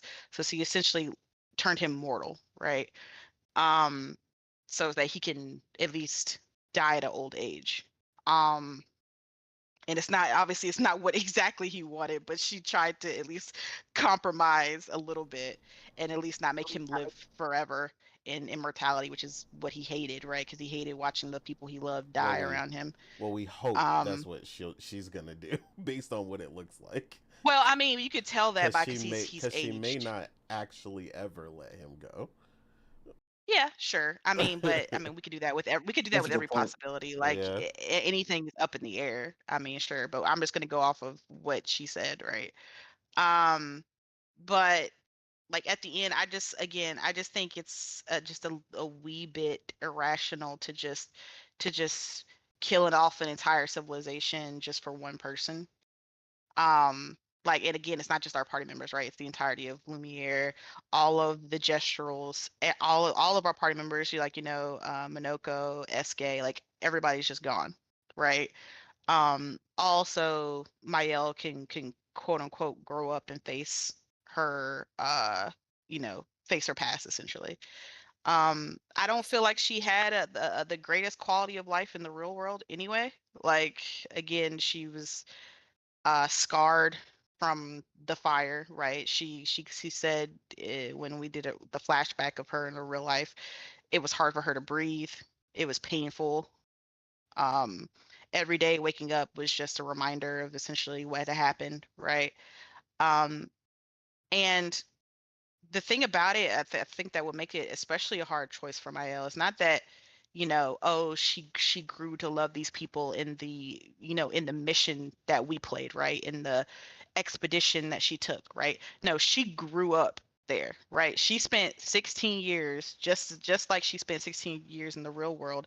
She spent 16 years in the painting. She literally came out as a baby, was born, had spent 16 years in this painting. So this world was just as much her home as the real world, right? So it's not like, oh, she just kind of spent a year in Lumiere, she helped out in the expedition and she grew to love these people. So now she's friends with them. It's like, no, she actually grew up in Lumiere, right? She went through multiple families, going from family to family as the Garmage happened, never really feeling like she belonged until she came into Gustav's family, right? And then So, that's when she really question. started. Yeah. I have a question. I have a question because you brought up the fact that she grew up. She was born there. She grew up there. Mhm. What? And maybe I missed it, and maybe it's part of a part of the game I didn't get to. But what made her decide to go on that expedition then? Because if She I said know she felt she didn't have memory of knowing who she really was. yeah, But if she went 9 years earlier than her Gomage, yeah, was there a catalyst that made her say, "Okay, it's yeah. time to get out of this painting"? Yeah, no, it's not about getting because she never knew she was in a painting until, like, the last act. She kind of discovered it, like, right before everybody else did. But she said she never really felt like she belonged in Lumiere, and her Yeah, I family her remember that. family was Gustav, so if he's gonna die, she wanted to die with him, essentially. So she Like, she's wanted like, adventure, I think. no, That's she did what I not want understand. adventure. No, that's not what she said. She did not want adventure. Yeah, she didn't say She said when he because they asked her, she's like, you don't have to be here. You're Garmage, you still have time. You still have like 8 years or something like that before your Garmage. And she was just like, no, I'm going with you. You're my family. I don't feel like I belong in Lumiere.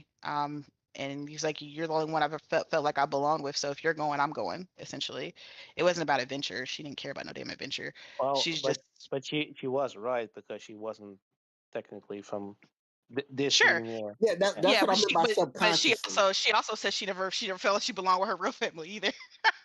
She always felt like the outcast in her real family as well, as and two because the way her mother treated her ever since the well, one, but even before the death, she didn't really have she wasn't a skilled painter like the rest of her family, and they it's all about being a painter in that family, and they kind of like dismissed her because she wasn't. But then after that's why she started befriending the writers, because she didn't feel like she really belonged with her family of painters. Like they kind of outcasted her because she wasn't a good painter, and so she started befriending the writers, and then they used that insecurity she had, and got close to her, and then obviously betrayed her, and then set the house on fire, which then caused Verso to die. And now she's forever scarred. And then her mother then definitely outcast her. Like she didn't, she essentially said she wishes it was her, not Verso. And then her sister obviously didn't give a fuck about her either. It's just like you're in the way, essentially. And she didn't even really want her to go into painting in the first place, her older sister. She was just like, somebody has to go get dad, so I guess you do. And she was mad because when she went inside the painting, um she immediately fell into essentially her mother's, like, 'cause in order to she could have fought her mother's influence and been like how her dad is, where he has his memory, he's in the painting, but he has his memory, he knows what's going on, and he's trying to get the mother out. But because Alicia wasn't strong enough to fight her mother's influence, she immediately essentially got warped into this new life, and which is why she completely lost her memory. And that's why she was mad. She was like, okay, well, at least now you won't get in my way. That's what the sister said while she was transforming. She was like, well, at least now I don't have to worry about what you're doing. I know where you are, whatever. Um, and so she just felt outcast wherever she was.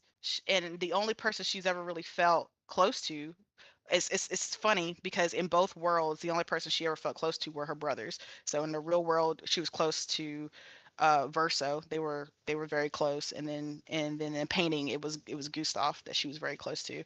So it's just like the older brothers, the ones that she always leaned on, which is why she went with him to do the expedition. She was just like, "There's nothing here for me." Um, but yeah, it's just, and in that kind of choice where you have lived a full life, well, not necessarily a full life, but you lived equal years in both worlds, 16 in the real world, 16 in this painting. I think it puts an even harder choice in your hands about picking which one you want to be in forever, right? Where it's the real world, or do you want to be in this painting?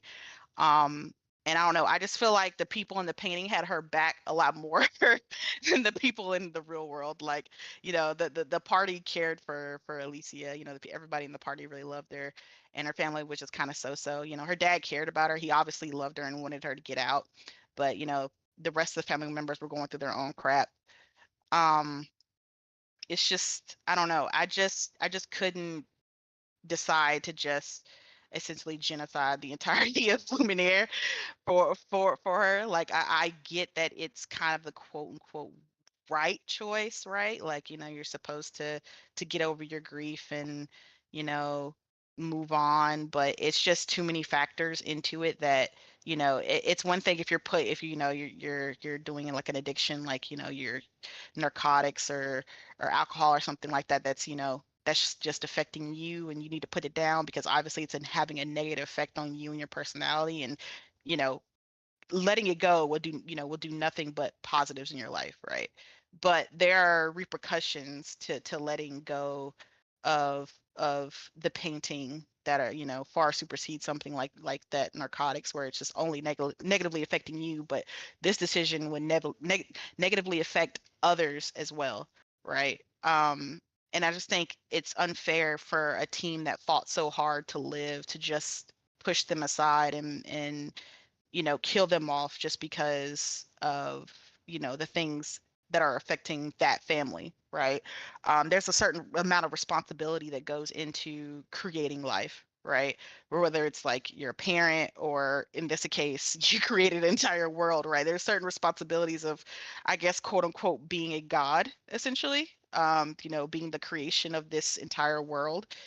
And it's just a little irresponsible, I think, and because at that point, the world was created, but obviously life took its own turn, right? Like the people that are in Lumiere now are not the same people that were in it when it was created, right? Like these are generations after generations of people that are living their own life, creating their own choices, and going about daily routine how they want to do it, right? It's not the same as the people that were created at the beginning of the painting, right? So life has taken its own route, right? Similar to on Earth, life is taking its own path, Life right? finds a way.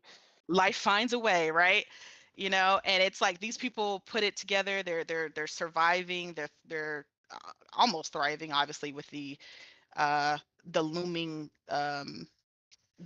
essentially death that they have to face on a daily basis, but they're trying to overcome that. And I just couldn't find it in me to just let those people go for Mael. It's I've grown to attach to them, and I just don't think it's fair in the like, because I consider them living beings, regardless of the fact that they're in a painting and they're not technically a part of the quote unquote real world.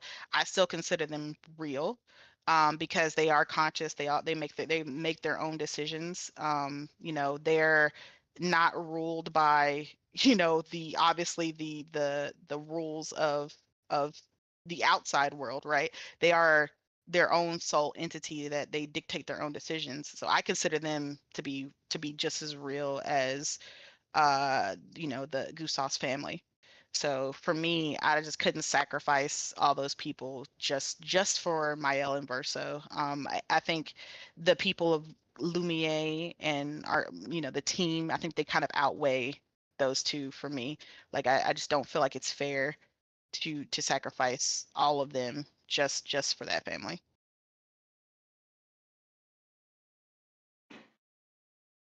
Yeah, fair point. Yeah, Okay. Yeah. No. that's what I said. You can argue both sides of the Yeah. equation. I agree. But yeah, Um. good. Yeah. Good that you mentioned it. I didn't exactly put one on one together with why Verso looked so old.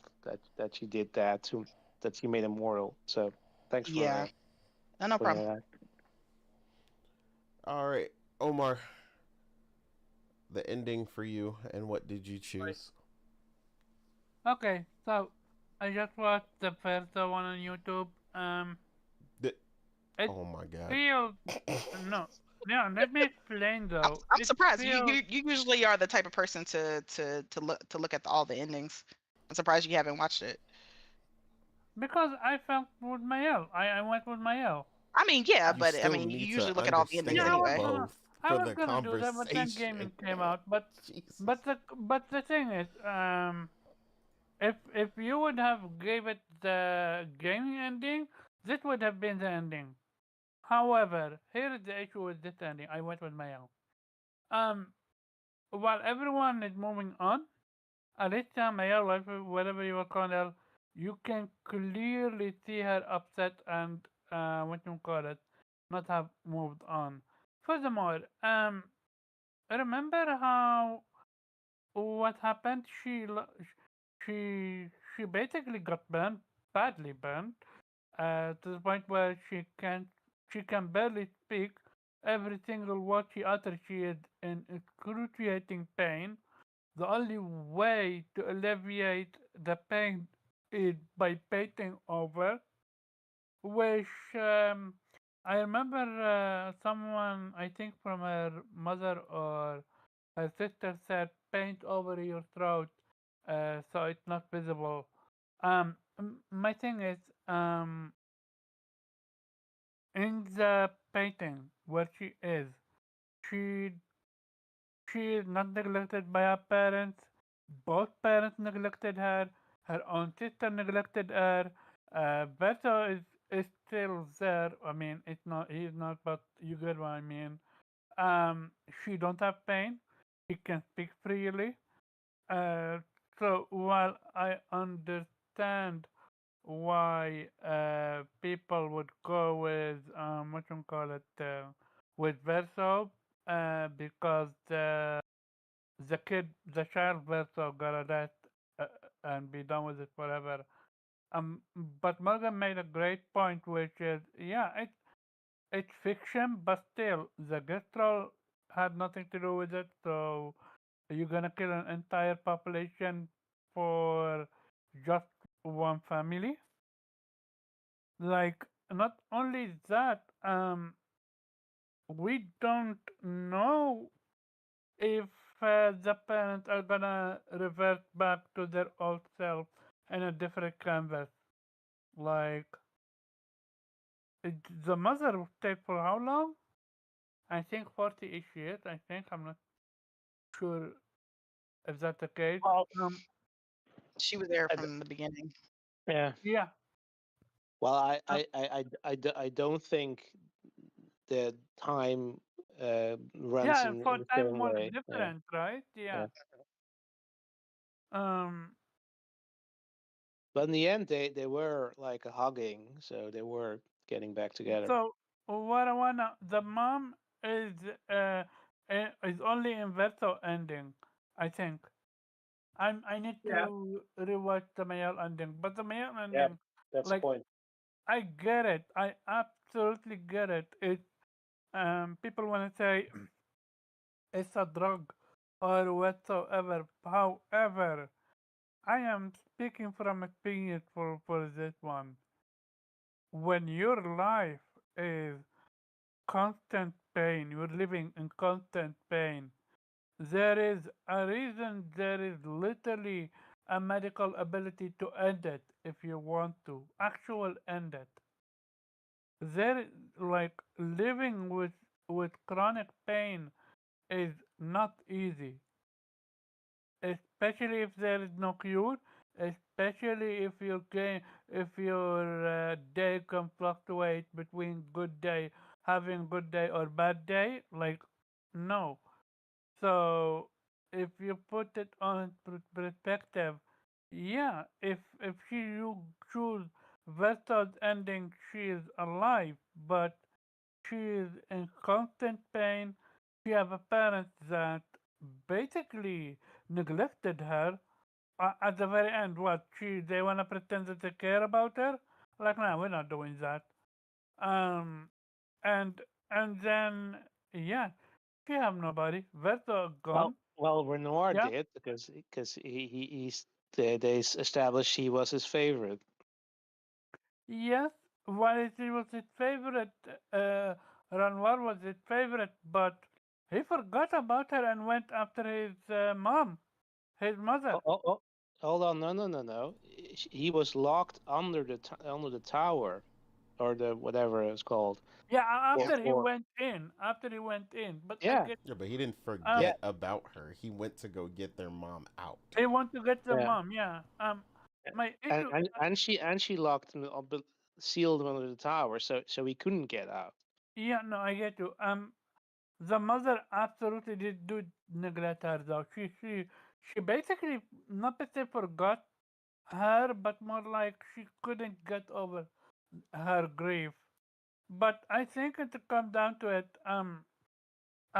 I do believe Mayel ending is the best one because of the constant pain that she was feeling. That's basically what come down to. Would you rather be living in pain or end it? And she found a way to end it that's basically peaceful, and she is not forcing anyone to do anything that they don't want to. Yeah, Well, she Well, she is. she yeah, Yeah. vice okay, versa. well, okay, I get it, Verso, I Yeah, absolutely get Versa's it. soul is trapped in the painting and being Yeah, forced to yeah, paint I get it. constantly Yeah, and wants to but die. So, yes, the very I get, person she is grieving yeah, is trapped in the painting at the same time. So, yeah, just to be yeah, clear. it's a shitty situation all along. Yeah, if this, All if it, along. trust me, this would be a whole different conversation if the Yeah, painting just existed and she was just wanting to kill herself. All right, cool, peace. Yeah. Like that would be a whole different thing. yeah, that would be so easy to make. No, not so easy to make, but yeah, I get it. Because of better time, this one is the only thing that truly screwed me over. Like I'm like, okay, damn, that is a selfish thing from my help. But again, friends, people all Yeah, around but her, and yeah, the biggest, and again, I can't stress it enough for you guys. No pain. Absolutely no pain. That no, trust me, as that someone that have chronic pain yeah. for 9 years now, um, you don't realize what you miss until you get it. So trust me, no pain So goes just to be a clear, long because way. you're using the personal goal here, right? Uh, So I will tell you, I know someone on Twitter. We might not all follow this person, but there's someone on Twitter who lives in chronic pain constantly, and all I'm saying is that person could end it. They do not want to. This person constantly talks about their chronic pain and how they have to leave Twitter or other places and alleviate, and go away from things for a while sometimes because it gets so bad. But that person could end it. This is another real life person. So while I may not be in that, there are other people that are definitely in it that don't necessarily specifically want to end it just because they are in that. It not saying it's easy to deal with or easy to live with, but if that was the case, no one would be alive that lives in chronic pain. But there are reasons for them to At the end live. of the day, their chronic pain from chronic pain differs, eh? Well, So yeah, I mean it's all it's about going to be different per person. Everybody's not in the same pain, but yeah, that's what I'm saying. Like there and obviously, but I'm not saying, and there yeah, obviously are people that have, right? But what yeah. I'm just saying there's no direct correlation to yours versus hers, right? So I I get you're get you. identifying with it, but I I'm just saying it's not the I same. I absolutely get you, but the second she said, I can't, I can barely speaking or breathing hurt, that's when I melted. And I'm like, oh shit, your life is screwed up. So just yeah, all that thoughts for just because just mentioned a little bit Verso, that indeed a good point because yeah, there's two versions of Verso.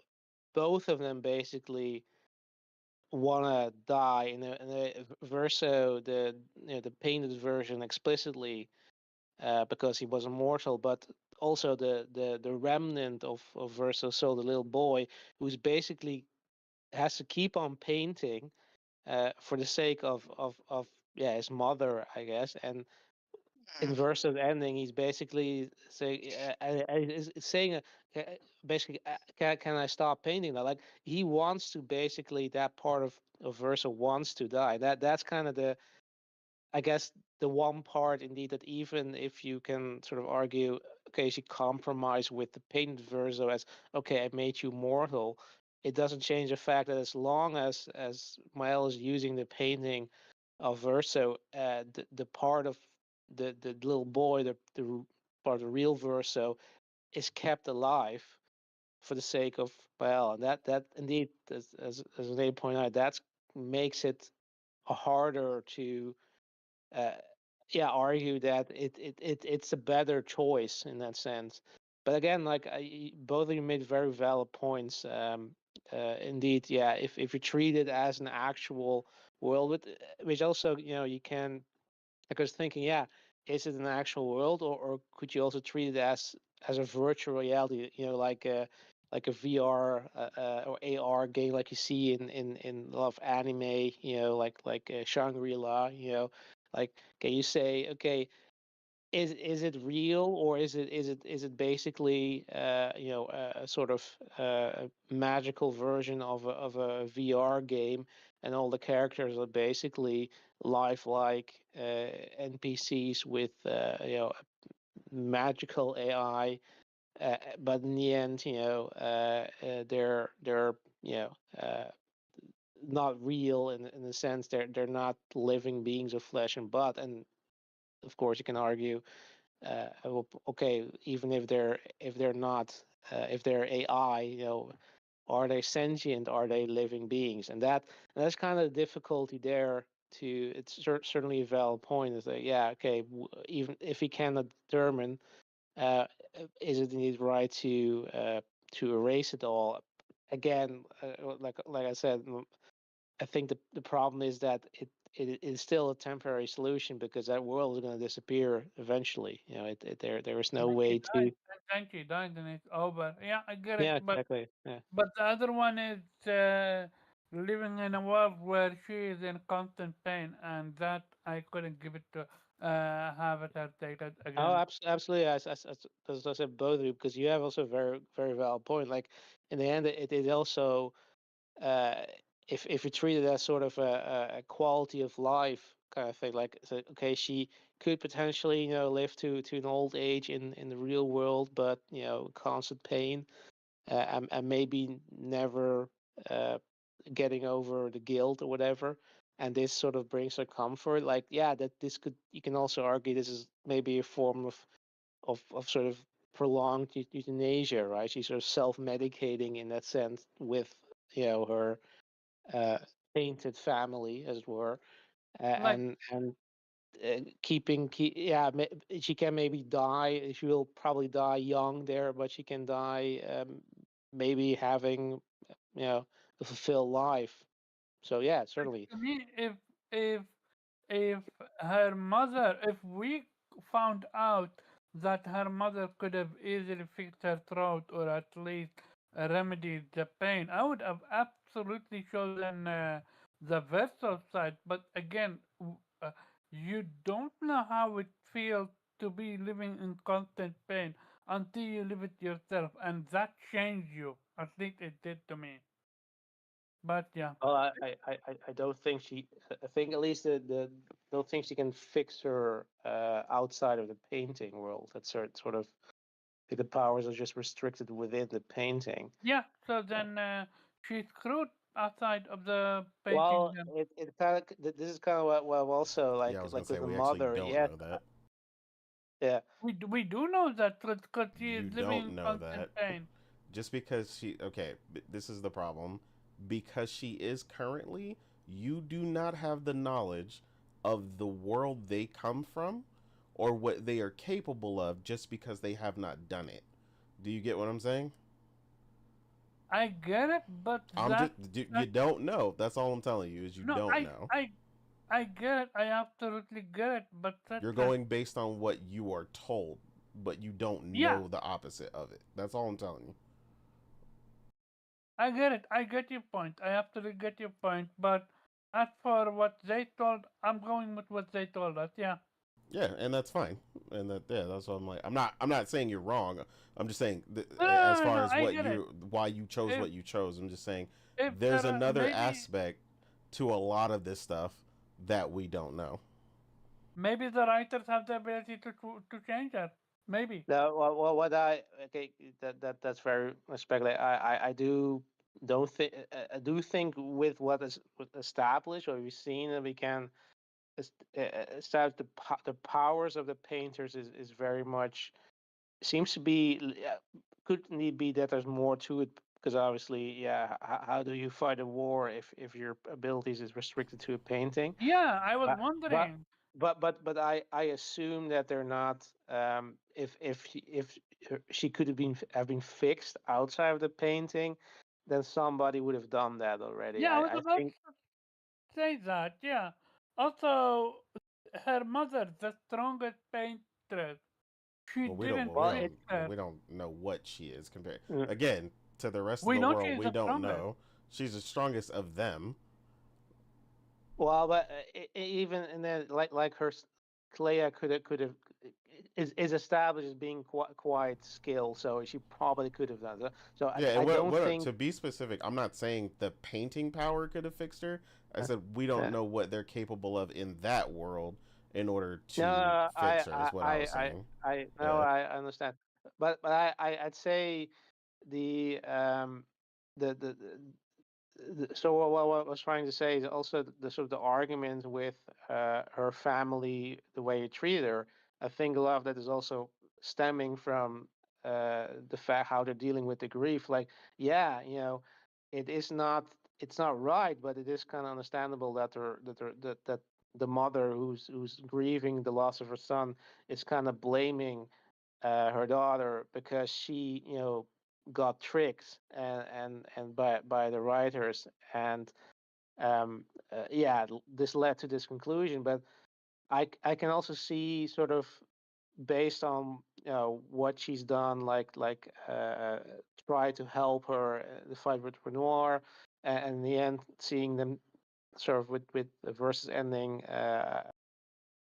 Her and Renoir making up, even though they were basically mortal enemies in that painting world, that she probably seems to be healing, as in she has accepted it, and that might also led her to you know accepting the fact that now getting over that fact, and also forgiving her daughter and treating her as her daughter again. I think um, it and the ways that she looks, like she looks a lot better in that in the ending. It's Yes, not she does. gonna heal her scars or whatever, but like she has sort of this confidence that to keep on living, like, and Exactly. there's She's indeed not the like same it. person. Yeah, exactly. It's like she got yeah, over it, but I totally get like both. This is the brilliance of that two part there, or two choice ending, is that yeah, you can make a valid case for both, and the more you can argue there's not like one right choice there, in the sense that both of them can be the right choice for you. I think that's sort of I think me and Nate are arguing more as I guess as is being metaphorical for sort of real life issues with dealing with loss, and how that Hmm. affects you, and but if you focus on, if you accept everything as face value, if you say okay, but everything should be considered, including the painted world, yeah, then it makes it more confident that he can expand to indeed the idea. Okay, yeah, they're gods creating a universe. They have a responsibility to that, even if that comes at the expense of their own happiness, or own life, health, whatever. But yeah, that's the interesting thing. Like we also know this in the same way as the brilliance also of this game is that yeah, they do love world building, but you know very little, indeed, as you said, Nate, about the outside world on purpose, because that's not the point. It's not about the larger conflict, that they have. Like it's about the themes that they're trying to explore. Who knows? I don't know if they're planning to do DLC or a sequel or whatever, and maybe explore that, and then Oh, the we need some explanation about the writer about well, Blizzard death. we don't.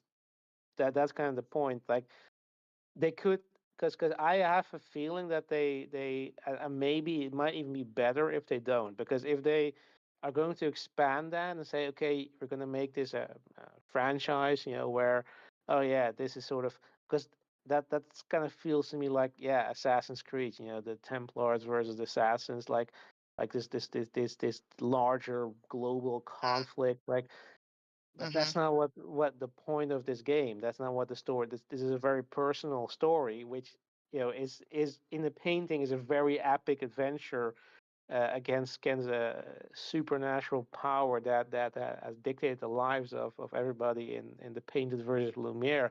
But in the end, is a very personal story about a family dealing with grief, and that grief was caused by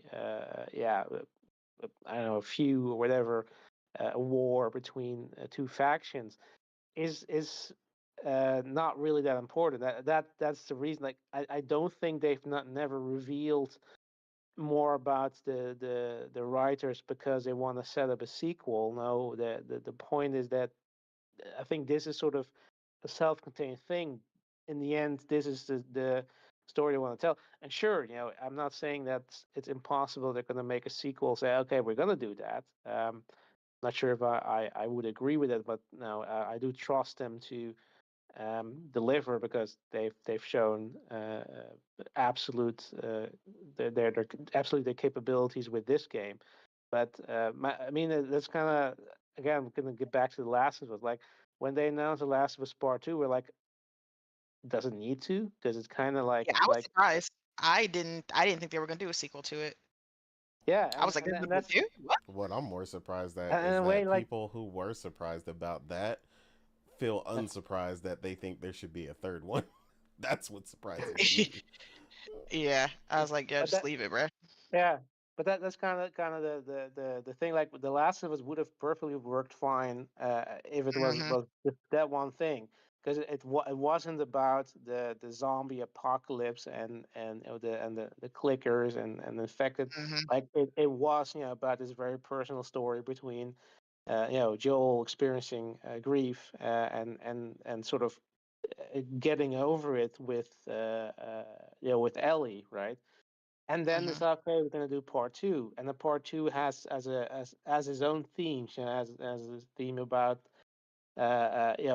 also loss, but also what that does to you and what Revenge. that makes you How do. far are you Yeah, willing to revenge. go for Yeah, revenge? but and Revenge that at what price? What good versus wrong? I get you. yeah, I mean it's not necessarily good for the wrong, but just the effect of what that does with you, and I think that's um yeah, that's could also be the case for the expedition that they say, okay, yeah, we're going to make a sequel and it's going to explore some other theme, and yeah, it may expand the world, but also may not necessarily like be aimed at, oh yeah, we're going to explore the entire mythology about the painters and the writers, but might be indeed more, okay, we're going to show a little more, but you're going to it, they're not going to answer all your questions at the end, because in the end that's not going to be the point. They're going to explore a certain theme. I don't know, maybe going to be a revenge story as well. But yeah, that at least that's, if they're going to do a sequel, that's sort of how I would see them picking it up, because yeah, that's sort of what made it great. They were exploring certain theme and build everything around that, and that worked out brilliantly. And I say that's, if they're going to want to do a sequel, that's how they should approach that, and probably will approach that.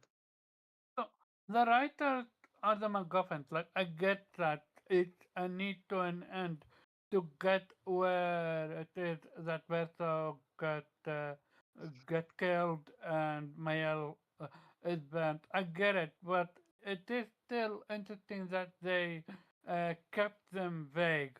So either they have absolutely no interest in expanding on them, or they're keeping them hidden for a sequel or a DLC. Who knows? Yep. Um, yeah, so I'll try to make this quick because now Omar can understand why we don't have a spoiler cast and a normal show, because we're And just said we crossed gonna put the four spoiler cast hours. the last 15 minutes, bro. I was like, what? Yeah. This man, bro. um. Hey, I'm not the only one only talking. Come on. Uh-huh. That's the That's point, not what that's what Omar. we're Like saying. the fact that you thought we was gonna be able to do one after doing topics is crazy. No, I said if we have time. Omar, do No. you think we would have had time if we went over three or four different topics Yeah, no, plus no, no. this? The second it would have been 2 hours, I would have said, okay, podcast next week for podcast. No. Exactly, that's the point. We Which is have to why do it we by Yeah. only have a itself. spoiler cast. To be fair, we didn't anticipate that World War III to happen in the Oh, gaming I industry. anticipated So absolutely it taking this long because me and Morgan did one before, and Thrifty basically had to try to no, run no, no, away. no, no, no, no. I was talking about World War III. What happened with Microsoft? Nobody anticipated that. So, Yeah, but and yeah, I mean that's them every week at this point. So yeah, they were irrelevant. But yeah, as for me, I chose Verso's ending. Um, for me, I chose that ending because there's a lot of details and a lot of nuance in this story that I personally picked up, um, that I felt represented more than just the grief, um, throughout the journey. And, the fact that Mael grew up in this world represents a form of growth, not only in that time period, but during the time that they took the journey, on the expedition. Um, even in that short time, she becomes an entirely different person. There is a lot of growth and a lot of understanding that happens in that. Um, and the way the story is revealed shows the importance of understanding all aspects, or quote unquote both sides of the story, right? So you're processing things and doing things in a way that was so definitive when you started, only to come to the end and be in complete conflict, including the characters in that world, because now they've learned the truth and they've learned about this entire other world and all these different things, and question their own existence and how and who and what they are, and what that means to them.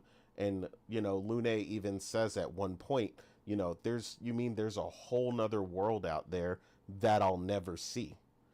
And when she states that, Mayel tells her, at some point, she's like, I could paint you outside and you could see. So to me, that again, this is something these are always so small and such a missable thing, right? Because at first I didn't even know that. Someone else pointed that out to me. Um, as she said, I think it was Priscilla. I think Priscilla pointed it out to me. That she even said that, and I was like, wait, what? She said that she could paint her outside, and I'm like, that is an entirely different possibility now. And Yes, I almost zipped through that. yeah, Like I was hitting the X yeah, button, and I was like, wait, hold on. Then I had to go record it and look back at it again. yeah.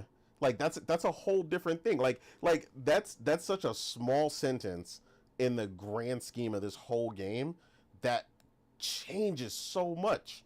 Like that is such a big revelation. Like, wait, you can do what? And on top of that, it means even more, because one of the things that was pointed out is that yes, she was a weak painter. She wasn't a good painter. That is not the case anymore. She has grown, she has learned, and Verso showed her how to grasp the essence and paint within this world and how to create. And she has the essence of the team, of the people she came here with, and has stated that she could paint. If she can paint one of them outside, she could paint potentially all of them outside. And so for me, Verso's ending represents hope and release at the same time. Because hope, because she can bring that world, become a different person, show the growth, and actually become the stronger person and not that weak person that entered before. She is an entirely different being at this point. Like, she has grown exponentially and become a lot stronger for it. And Verso's ending represents that growth for me. It for me, it was the right choice in this case, because to choose the other is to show that you essentially had no growth in the end, and your whole goal, regardless, was to always remain within this world, and never really truly process that grief, while also at the same time trapping your brother's soul, who was the whole reason your whole family was in here to begin with, to almost purgatory. You're damning your brother's soul within this painting to keep it alive, as it were. And again, like, this is also One thing to interject though, she didn't say paint on me outside. She said I can paint my world in the painting for you to visit. It wasn't I can paint you outside of it. Yeah, I don't know. I saw the quote somewhere else, so I looked it up, but I'll have to double check that. But from what I remember when I looked it up, because I looked it up again, and she apparently mentions that she can paint her, but I don't. That's one thing for me, and I'll have to look that up. I'm not gonna argue it right now because I don't want this shit to be 5 hours long. Um, but um, again, like I said, regardless, even then, she still has to she still has the essence, and even if she couldn't paint her within that one, she can paint her in another one potentially, because eventually we ultimately, the reality is a lot of things, as much detail and nuance and stuff that's in this story, there's a lot of things we don't know about their powers, the capabilities, and all these other things. But ultimately, the point for her is, and the family is getting through this. Like, everybody talks about how weak she is and vulnerable she is and how no one cares for her, but also in the end of Verso's ending, she doesn't look like she's distraught and dying and like crawling on the floor, like how people kind of describe her weakness. Like, she looks fairly content. She looks like she's processing, and as the same way that rest of the family comes together and they're processing together as a family, looking upon his grave and waving goodbye to, that world that they left behind, and moving on as a family together. Um, so again, to me, that that shows the process of the growth and development that took place for not only her but all of them as a family, and showing that they're able to move on and process, and come together as a family to deal with whatever happens in the real world following all this going on, and being able to move on with that story. um Ultimately, because I mean, the other ending for me is, her basically locking herself in with her brother, sacrificing, his soul for however long that takes for, you know, for her to die, essentially, and eventually the painting either being destroyed, or, but potentially before that or not. Um, so for me, that's what that um, represented. I felt like the way that they trapped the soul, because that is like the tying element with the painting, for me reminded me of a an actual quote, because I mean, essentially his soul is the world, right? And without it, it wouldn't be able to be maintained. So the actual Bible verse in Matthew 16:26 says, "For what profit is it to a man if he gains the whole world and loses his own soul?"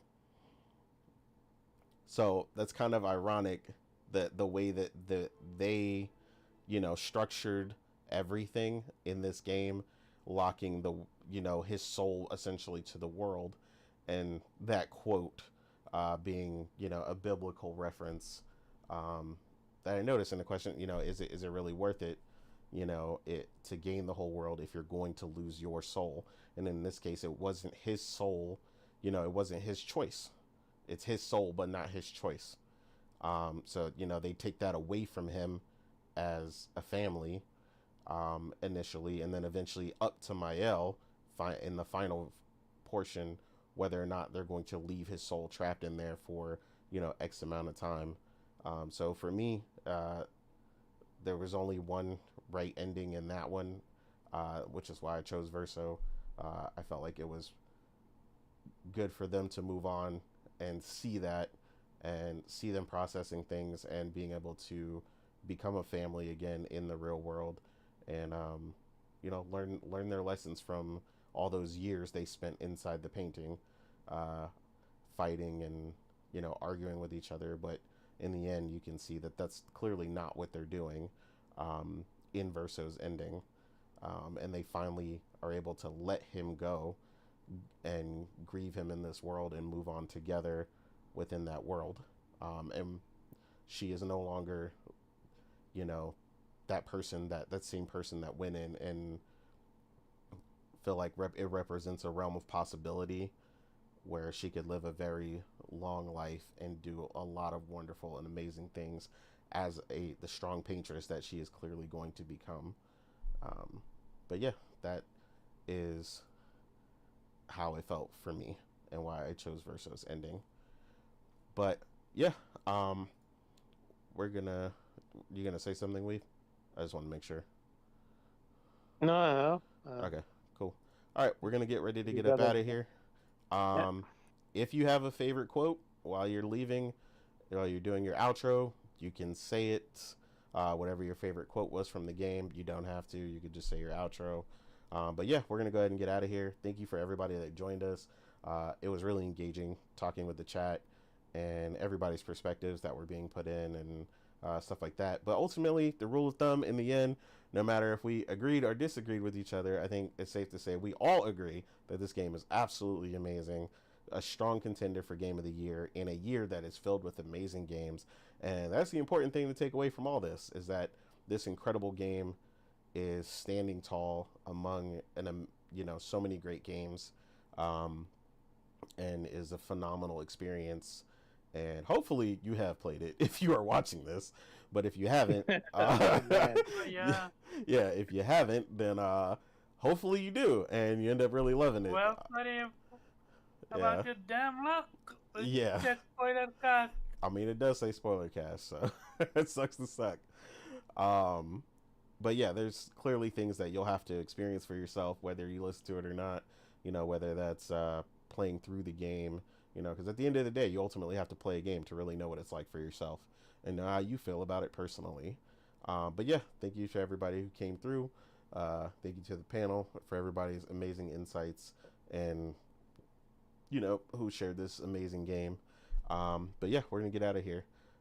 Viper, if you want to be found and if you have a favorite quote, let the people know. Um, real quick, I forgot. Uh, the weapons scale to your attributes too. That's also amazing. Yeah, forgot about that. That was pretty important to me as well. But Agreed. yeah, at Reviper on uh Twitter, Viper Reeves Corner on YouTube. That's pretty much the only two places I'm at. Sounds good. Did you have a favorite quote? Parrying gives two perfection instead of one. Lance from level 12. Okay. We. No, I was just reading Huh? something off a weapon. That's all. Oh, okay. That's fine. Weeb, let the people know where they could find you and if you have a favorite quote. Yeah, you can find me on Twitter and Blue Sky as the Weep Sheriff at Infinite Rhizome. Favorite quote is, of course, Otter Nation. Um, let me think. Oh, yeah, I always love Monaco. I think something says, like, what lovely feet you have. You're fighting a bunch. Oh man, that's funny. I got you. Morgan, where can the people find you, ma'am, and what is your favorite quote or a quote that you like? Doesn't have to be your favorite. Um, yeah, you guys can find me on Twitter at Chill Bandit. Mostly right now, just talking about Death Stranding. Um, favorite quote. One for me might be see things as they are, and not how you want them to be. Um, that was a good quote in the game. And Yeah, yet but you chose the other ending. because I see things. Listen, again, I don't see that world as fake, so maybe that is how they are. So, yeah, suck it. All There right. must be a general famous quote because that same quote is in the book that I'm reading now, and it's in the book. It's quoted from his father. His father That told and him that quote. that and SK's quote of losing a rock is better than never having a rock. Yeah, that's my jam right there. Yeah. But Otter Nation. Otter Other Nation. Nation. And Omar, where can the people find you, sir? And do you have a favorite quote? You can find me playing Death Stranding too. Look it up. as for me, shout out to everyone that came through. He just like, what don't you stream out 4.5 hours. Not sorry at all. Amazing game, deserved every single second of it and every single cent I spent on it. As for a favorite quote, I have just a favorite word, sentence. A woo and a wee. Yeah, well, yeah. With that being said, it looks like we can just stream out. See you next week where we're gonna talk about this week shenanigans. Agreed. And I am your host, Innate, or known as the Real Innate on Twitter and Blue Sky. And as for me, one of my favorite quotes, I'll just I guess be cliche about it. Um, and it's the two main ones that you hear the most throughout the game. For those who come after, and when one falls, we continue. And with And that, tomorrow comes. and tomorrow Yeah, comes. tomorrow comes. Yeah. And with that, we're gonna get up out of here. Otter Nation. Other nation. Otter Nation. Other donation